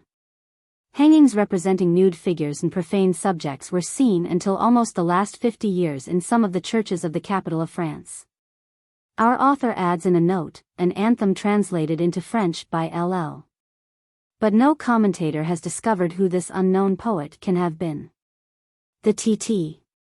were the Theatine monks, who settled in France about 1644, built a splendid church, and tried to raise money by charging for seats, during service, which was held with full orchestral and vocal music. About 10 years before our author first published this paragraph, in 1694, in the 8th edition of his book. Although this paragraph appeared when the Caractères were first published in 1688, yet the great Bossuet went, 5 years later, out of his way to attack, in a sermon, Molière, the actor and playwright. Although the latter had been dead more than 20 years. This paragraph reveals to us the quarrels raging between the secular and regular clergy, and seems to point out that, at the time our author wrote, the Barnabites were in vogue as confessors. The monk is supposed to have been a certain Father Lacombe, the spiritual director of Madame Guyon. See page, note 723. 3 parish priests have been named by the commentators as the originals of La Bruyère's portrait, but our author was far more general in his application. Less forers in the original. See page, note 587. The original has the proper name Ambreville, a noted rogue and head of a band of robbers, who was publicly burned at the stake in 1686. The Lady Superior of an abbey was appointed by the king, but in a nunnery she was elected by the entire sisterhood, hence our author's remarks about a popular or a despotic rule. When our author wrote, it was the fashion among the upper classes for a man never to be seen in public with his wife. Some years later people began even to be ashamed of being married, and if comedies hold the mirror up to nature, this may be observed in Le Philosophe marié, 1727, by N. Destouches, and in Le Préjuge à la mode, 1735, by La Chaussée. For the cause, see page, note 323. The author states in a note that by making the most of one's money, he means lending it out on bills and notes of hand, for which, according to the old French legislation and the old canonical law, no interest could be charged. Though some divines allowed trading companies to pay interest on borrowed monies. Several remarks had been made on this part of the above paragraph whilst La Bruyère was still alive, and a note of the 9th edition of the Caractères, 1696, published 1 month after the author's death, explained that it only referred to monies deposited in the greffe or clerk's office of certain tribunals whilst a lawsuit was going on. An allusion to the bankruptcy of some hospitals in Paris, which ruined many persons who had advanced money on annuities. This bankruptcy took place in the year 1689, and the 4th edition of the Caractères, in which the above paragraph first appeared, was published the same year. The original has also a play on words, on le fonds perdu, to sink money in an annuity, and un bien perdu, money irretrievably lost. For the Huitim denier, see page, note 270. The aids were indirect taxes which the clergy and the nobility had to pay as well as the common people. The original has partisans. See page, note 266. The President Potier de Novian, see page, note 608, was the first, it is said, to adopt this custom, but a few months before this paragraph was published, 1689, he had to resign his post on account of malversation and abuse of authority. See page, note 309. See page, note 381. See page, note 175. Councillors of Parliament, see page, note 381, were obliged to wear bands, by an order of council obtained at the request of M. de Harley, see page, note 122. Before that time they wore cravats like other gentlemen. See also page, note 162. The councillors of Parliament wore red gowns, the magistrates red fur-lined cloaks. See page, note 587. The original of On Account of His Money is consignation. See page, note 333. In most of the courts of France the places of magistrates were bought and sold. See also the chapter, of the town, page, section 5. Marcus Valerius Martialis, 43, was living 104, says, Ires edi verba locant. Montaigne, Montesquieu, and many other eminent Frenchmen attacked the legal employment of torture, but it was continued in France till 1788. Our author uses by exception honnêtes gens for honest men. A certain Marquis de Langlade was put on the rack, 1688, and after having been innocently sentenced to the galleys on a false accusation of having robbed the Duc de Montmorency, died there in 1689. And a servant, Lebrun, accused of the murder of Madame Merle, died after having been cruelly tortured, 1690. The real criminals were discovered some time afterwards, and this produced a great sensation at the time La Bruyère wrote, 1691. It has been said that the wife of M. de Saint-Ponge, see page 134, note 259, was robbed of a diamond buckle when leaving the opera, but that it was returned to her by M. de Grandmaison, Grand Prévôt de la Connétable. The Keys mention as one of these men the President de Mesmes. See page, note 331. During the latter part of the reign of Louis XIV, fire-raising was very common in the rural districts of France, and it was one of the means the peasants chose for revenging themselves on their masters for their exactions and for fiscal cruelties. The original has lanterns, tribunes in Parliament whence people could see what was going on without being seen. ILSE void officier in the original. See page, note 304. Titius and Seius were often quoted in Roman law, as A and B are in English law, in stating a case to counsel. Maevius was a wretched poet of Virgil's time, and seems to be wrongly named by La Bruyère in apposition to Titius. According to some commentators, the mishap attributed to Titius really happened to A.M. Hennequin, procureur general au Grand Conseil. The notary, M. de Bonnefoy, in Molière's Malade Imaginaire, Act I. Scene 9, explains to the hypochondriacal Argan, "You cannot give anything to your wife by your will." Common law is opposed to it, in Paris and in all countries where common law exists. All the good which man and woman joined in wedlock can do to each other, is a mutual donation while living, and then there must be no children. And when Argan asks what he has to do to leave his wife his property, the honest notary replies, "You can quietly choose an intimate friend of your wife's, to whom you will give, in due form by your will, all that you can. And this friend shall afterwards give it all back to her." Vaudeville in the original, of which the primitive meaning was a satirical song. Le Mortier in French. See page, note 331. When the king was not present at a sitting of the parliament, the president claimed the right to represent him, and therefore, to take precedence before any one. A certain de Charnas, formerly lieutenant in the king's bodyguard, committed several crimes in Anjou, even coined false money, and finally was obliged to flee for his life. In many of the provinces the conduct of the nobles was so inhuman and disgraceful, that the kings of France were often obliged to appoint special committees, called grands jours, to try and punish them. The latest and most celebrated of which had been held in Auvergne in 1665. The Keys named Louis de Crevant, Duc de Humieres, who was made Marshal of France in 1668, and died in 1694. Jacques-Henri de Durfort, Duc de Duras, brother to the Earl of Feversham, and also a Marshal of France, who died in 1704, at the age of 74, and the Marshal de Crequy, as having displayed great luxury whilst in the field. The king, who had first given the example of such splendor, finally attempted to restrain it, and in vain promulgated edicts against it in 1672.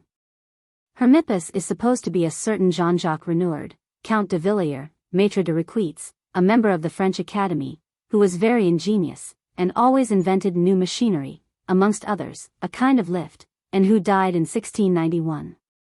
The original has improver, now antiquated. Leurs pensions in French. See page, note 695. A diacon, 1629–1696, who was physician to Louis XIV, had one son a magistrate and another a bishop. See also page, note 533. See page, note 390.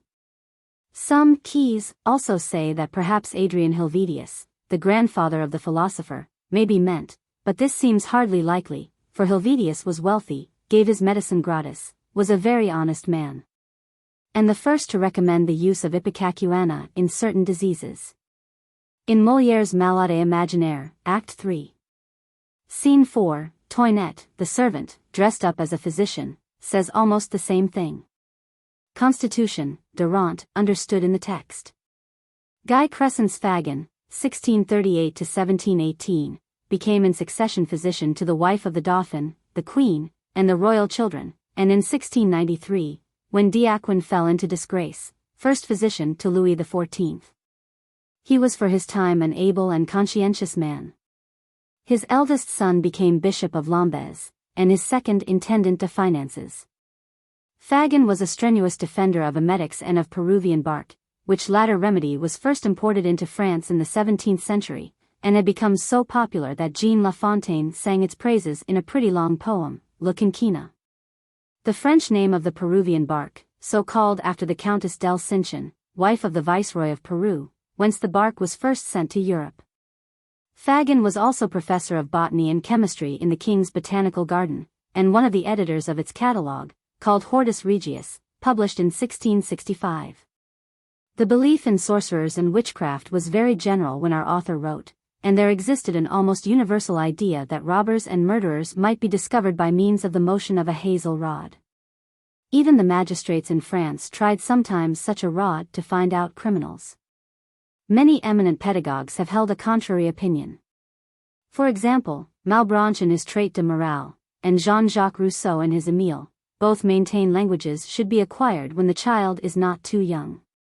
The going open-breasted was the fashion of the time of Francis I. Ruffs and bands were worn in France during part of the reigns of Henri II and Henri III, but were no longer in vogue when our author wrote. They were, however, still used in Spain. This is an allusion to the wearing of very tight silk stockings and short breeches, showing the legs. It was never the custom in France for ladies to hide their feet, but in Spain it was considered highly improper and indecent even to show the smallest part of them. See the Countess d'Aulnoy, Relation du Voyage en Espagne, 1690.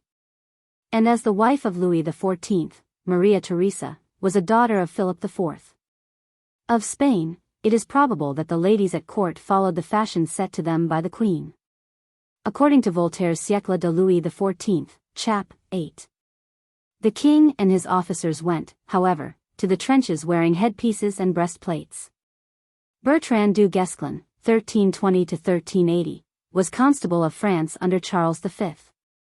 Whilst Olivier de Clisson, 1332–1407, filled the same high office under Charles VI, Gaston de Foix, 1331–1391, surnamed Phoebus, was Viscount of Béarn, and Jean Lemanger de Boucicault, 1364–1421, was Marshal of France. They all four distinguished themselves in the wars against the English during the 14th century. Our author now launches into a dissertation about the relative value of certain words, which was far from unusual at the time he wrote, and is found in almost the same form in several contemporary writers. I also imagine the late Walter Savage Landor was influenced by La Bruyère's dissertation when he wrote in his Imaginary Conversations, the two dialogues between Dr. Johnson and Horne Tooke. Maize, says La Bruyère in a note, but this word is not an anagram of ines, which comes from the Latin ante, whilst maize is the Latin magus. It is not yet settled whether maint is of Latin, Celtic or Teutonic origin. Some purists wish to forbid the use of car, which was defended by Voiture. See page, note 72. A good many words which La Bruyère thought were going out of fashion are still in use at present. De moi and que have been employed several times by Malherbe, see page, note 76, and other good authors, but these expressions are now quite obsolete. Ora eisen, phrase in the original, antiquated in this sense. The people formally changed the Latin syllables pro and fro into prou or por and into fru or for, hence profit, formant, or frument, from the Latin professere and frumentum. The scholars of the 16th century brought back these words to their etymological form. In French, adjectives in il derived from Latin words with a long I, on which the accent rests, form their feminine by adding an e, whilst adjectives with the termination il for the masculine and feminine are formed from Latin words with a short I, not accentuated. In the French of the Middle Ages, these substantives had the termination els, aus, or ius in the nominative singular plural, and l in the accusative singular, and the nominative plural, aus, became generally adopted in all cases, but dropped the s. Vaugelas and his commentators insisted that all words not sanctioned by custom should not be admitted into the French language. Laurent was a wretched versifier at the time of La Bruyère, who published rhymed descriptions of all kinds of festivals. For Marot. See page, note 79. Philippe de Portes, 1555–1606, an imitator of the Italian school of poetry, enjoyed a great reputation in his time. See page, note 228, and page 20, note 72. The original rondeaux which are given here are not so old as La Bruyère thought they were, and are merely very fair imitations, written probably about the end of the 16th century. The hero of the first rondeau is Ogre, generally called Le Danois, which does not mean the Dane, but is a contraction of Le Dardenois, from the Ardennes. I owe the above translation to Mr. J. E. Barlas, of New College, Oxford, who has endeavored to imitate the pseudo-antiquated style of the original, and to use several Chaucerian and Spenserian words. Bien à propos sen 20 Ogre en France. Pour le pious de Mescriens Monder. Je n'ai besoin de contre sa violence. Puisque ennemis enosoyant le regarder. Or quand il y tout mis en assurance. De voyager il velut essen harder. En paradis trouva l'eau de jouvence. Don't ilse sut de violes engarder. Bien à propos. Pousse par cet eau son corps tout décrépit. Transmieux fut par manière subite. En jeune gars, phrase, gracieuse et droit. Grand dommage est que ceci soit sornets. Filles canois que n'y sont pas jeunets. A que cette eau de jouvence viendroit. Bien à propos. De setui per mains grands clerks ont écrit. Chuanx d'angier enitana son courage. Abuse fut par le malin esprit. Chuil epausa su féminin visage. Si piteux casse à la fin découvrit. Sans un seul brin de père New York de dommage. Don't grand renom par tout le monde acquit. Si qu'on tenoit trace honeste langage. De setui per. Bientôt après fi de roi est séparate. De son amour, que volontiers est offrit. Au bon Richard en second mariage. Donc s'il mieux ou diable ou femme avoir. Etica de du brute plus en ménage. Sulks que voudront, si le pourront voir. De setui per. The chapter of the pulpit was first published in 1688, and our author made additions to it until the 8th edition of the Characters saw the light in 1694. He had heard all the best preachers of his time, such as the Jesuit Claude de Lingens, see page, note 592, and the Oratorians Lejeune and Senault, who both died in 1672, whilst Bossuet preached in Paris from 1659 to 1669. Bourdelot began preaching there in 1663, Moscarin in 1666, Fletchier in 1670, and Fenelon in 1675. The only great pulpit orator our author did not hear was Massillon, who did not preach in the capital until 1696. Several sermons on pulpit oratory were preached in France, and many books on the same subject had been published there before and after this chapter was printed. 3 barristers of repute in the 17th century, Antoine Lemaitre, 1608 to 1658, whose Recul de Plaidoyers has been printed. Claude Pucelle, and Bonaventure Fourcroy, a friend of Molière and Boileau, who died in 1691 and was a poet as well as a lawyer. See the chapter of certain customs. A certain Abbé Le Tourneur or Le Tourneux, who died in 1680 at the age of 46, is said to have been such a man, but was, of course, not allowed to remain long at court. Bourdelot, 1632 to 1704, set the fashion of introducing in his sermons portraits, or characters, of well-known individuals, a fashion which was much exaggerated by his imitators, and which also for some time prevailed in England. The Sermons of Dr. R. South, 1633 to 1716, Prebendary of Westminster and Canon of Christ Church, Oxon, contain also many portraits. Our author says in a note, this was Father Seraphine, a Capuchin monk. Others have been less favorably inclined towards this preacher than La Bruyère was. This monk, who had been holding forth in Paris as early as 1671, preached in the parish church of Versailles, and 4 years later before the court and the king, in the palace. Saint Basil, 329 to 379, was Bishop of Caesarea. Saint John Chrysostom was, 347 to 407, Bishop of Constantinople, called the Golden-Mouthed for his great eloquence. Our author makes the same observation about dramatic poets. See his chapter of Works of the Mind, page, section 8. Compare in Racine's comedy of Les Plaideurs the speech of Lintime, Act 3, Scene 3, to ridicule similar quotations. The Pandects of the Roman Emperor Justinian were a cyclopedia of legal decisions of Roman lawyers. And after they had been discovered at Amalfi in Italy about the year 1137, they changed the whole of the legal aspect of Europe. There were 3 saints of the name of Cyrillus, but the one mentioned above was probably Bishop of Jerusalem, 315 to 388. Saint Thatius Caecilius Cyprianus, 210 to 285, was Bishop of Carthage, whilst Saint Aurelius Augustinus, 354 to 430, was the celebrated author and Bishop of Hippo. The preachers accused of a florid style were, according to the Keys, the Oratorian Senault, and Fletchier, who in 1685 had been appointed Bishop of Nîmes. Theodorus is supposed to be Bourdelot, see page, note 326. Some other celebrated preachers have also been named. Charles Boileau, Abbé de Beaulieu, and a member of the French Academy, who died in 1704, see page, note 135, is said to have preached a morality such as is mentioned in the above paragraph.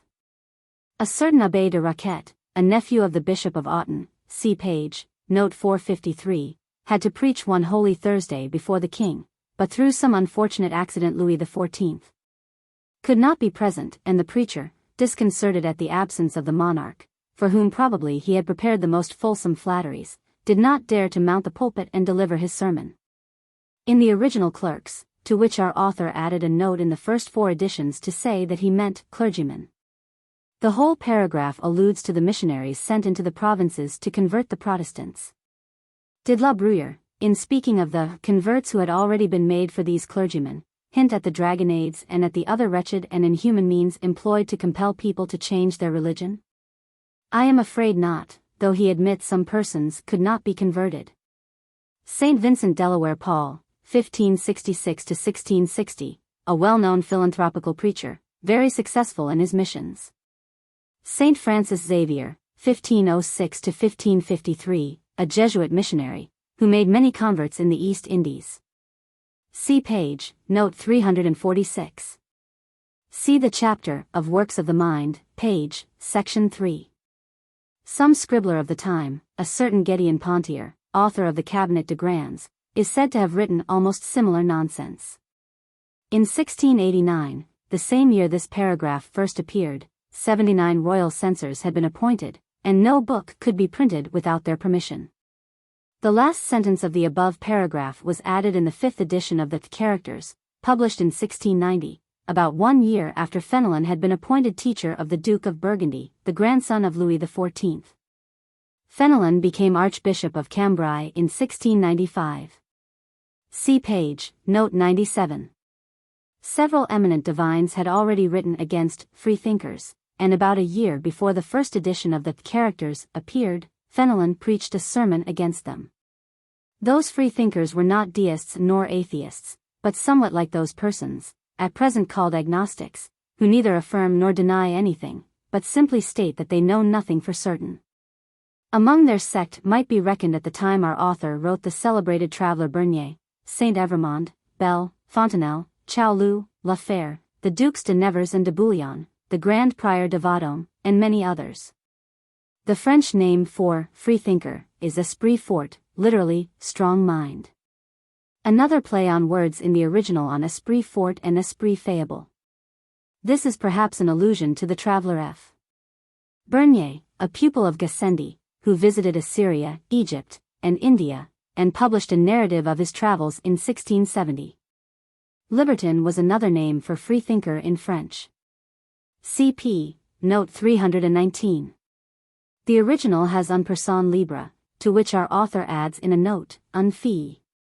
An allusion to some such men as the Duc de la Feuillade, the Minister de Louvois, and the Marquis de Seignelay, who have been mentioned before, and who almost all died after a very short illness. Whenever our author has an opportunity he always opposes esprits forts to esprits fables, or fables genies, as in the above paragraph. Leo I, Bishop of Rome, called the Great, died 461 St. Jerome, 331–420, was one of the fathers of the Latin Church. For Basil and Augustine, see page, note 837, and page, note 841. Specious in the original, with the Latin meaning. This is perhaps a hit at Malebranche's Nouvelle Métaphysique. At the time our author wrote it was the custom to allow masked people to enter a ballroom. In A New Historical Relation of Siam, by M. de la Bruyère, see page 155, note 2, we find, the priests are the talapoins. They have umbrellas in the form of a screen which they carry in their hand. In Siamese they call them talapat, and it is probable that from hence comes the name of talapir, or talapoin, which is in use among foreigners only. The embassy from the King of Siam to Louis XIV took place in the year 1686. See page, note 624. In 1685, when this paragraph was first published, La Bruyère was 40 years old. St. Augustine, see page, note 841, and Descartes, see page, section 56, had already made use of the above argument. Our author adds in a note, an objection to the system of free thinkers. An allusion to the system of Spinoza, which Fenelon also attempted to refute in his Traité de l'existence de Dieu. This is what free thinkers bring forward, says La Bruyère in a note. He means probably the disciples of Gassendi, and followers of the systems of Epicurus and Lucretius. This is Descartes' doctrine. Lucilius is supposed to have been the Duke of Bourbon, the pupil of La Bruyère, and the spot of ground, the park of Chantilly, the seat of the Condé family. See page, section 48. Instead of the Nonette and the Thève, two small rivers canalised by order of the Prince de Condé, our author names two other small streams, the Yvette, which has its source near Rambouillet, and the Lignon, an affluent of the Loire. André Le Notre, a celebrated landscape gardener, laid out the gardens of Versailles and Chantilly, and died in 1700. The calculations of La Bruyère were not always exact, thus the mass of the Moon is 89 times less than the Earth's. It is 2,165 miles in diameter, and revolves at a mean distance of 238,800 miles round the Earth. Our author argues as if he were no believer in the system of Copernicus, 1473 to 1543, but he only states that the Sun appears to move through the firmament, for on page 484 he distinctly mentions that the Earth is carried round the Sun. If we suppose that the Earth is immovable, the Moon moves at a rate of more than 1,800,000 miles a day, but in reality it moves at the rate of about 60,000 miles during 24 hours. Sound travels at the rate of more than 900 miles per hour. It is in reality 110 times more. Its absolute diameter is 860,000 miles. The volume of the Sun is equivalent to about 1.25 million times the volume of our Earth, but its mean density is only a quarter of that of the Earth. The mean distance of the Sun from the Earth is, according to the latest results, about 92,400,000 miles. Saturn's volume is 686.7 that of the Earth. It is the sixth planet in order of distance from the Sun, and describes in 10, 795, 22 days, or 29 years 5 months and 14 days, an orbit whose semi-major axis is 872,137,000 miles. In our author's time Saturn was supposed to be the planet the farthest from the Sun. See page, note 264. Immeasurable is a word La Bruyère tried to naturalize in French, but he did not succeed, yet it exists in English. Incommensurable is to be found in both languages. According to Arago's Lecon's d'Astronomie, the star nearest the Earth is still 22,800,000,000,000 leagues distant from it. No south polar star exists. Though the number of stars visible to the naked eye is not more than 5,000, thousands of millions of stars are in existence, of which only about 100,000 have been observed. See page, note 875. The Sun is not the center of the universe, but of our planetary system. The atomic system of philosophy started by Leucippus, and adopted by Epicurus, Democritus, and many other philosophers, was that the universe, material and mental, consisted of minute, indivisible, and impenetrable atoms. Which atoms were assumed to be the ultimate ground of nature, whilst necessity was supposed to be the cause of all existence. According to Descartes' Discours de la Méthode, animal spirits, which are so often mentioned in the philosophical and moral works of his time, are like a very subtle mind, or rather like a very pure and bright flame, which is continually and in great abundance ascending from the heart to the brain, proceeds from thence through the nerves into the muscles, and produces motion in all the members of the body.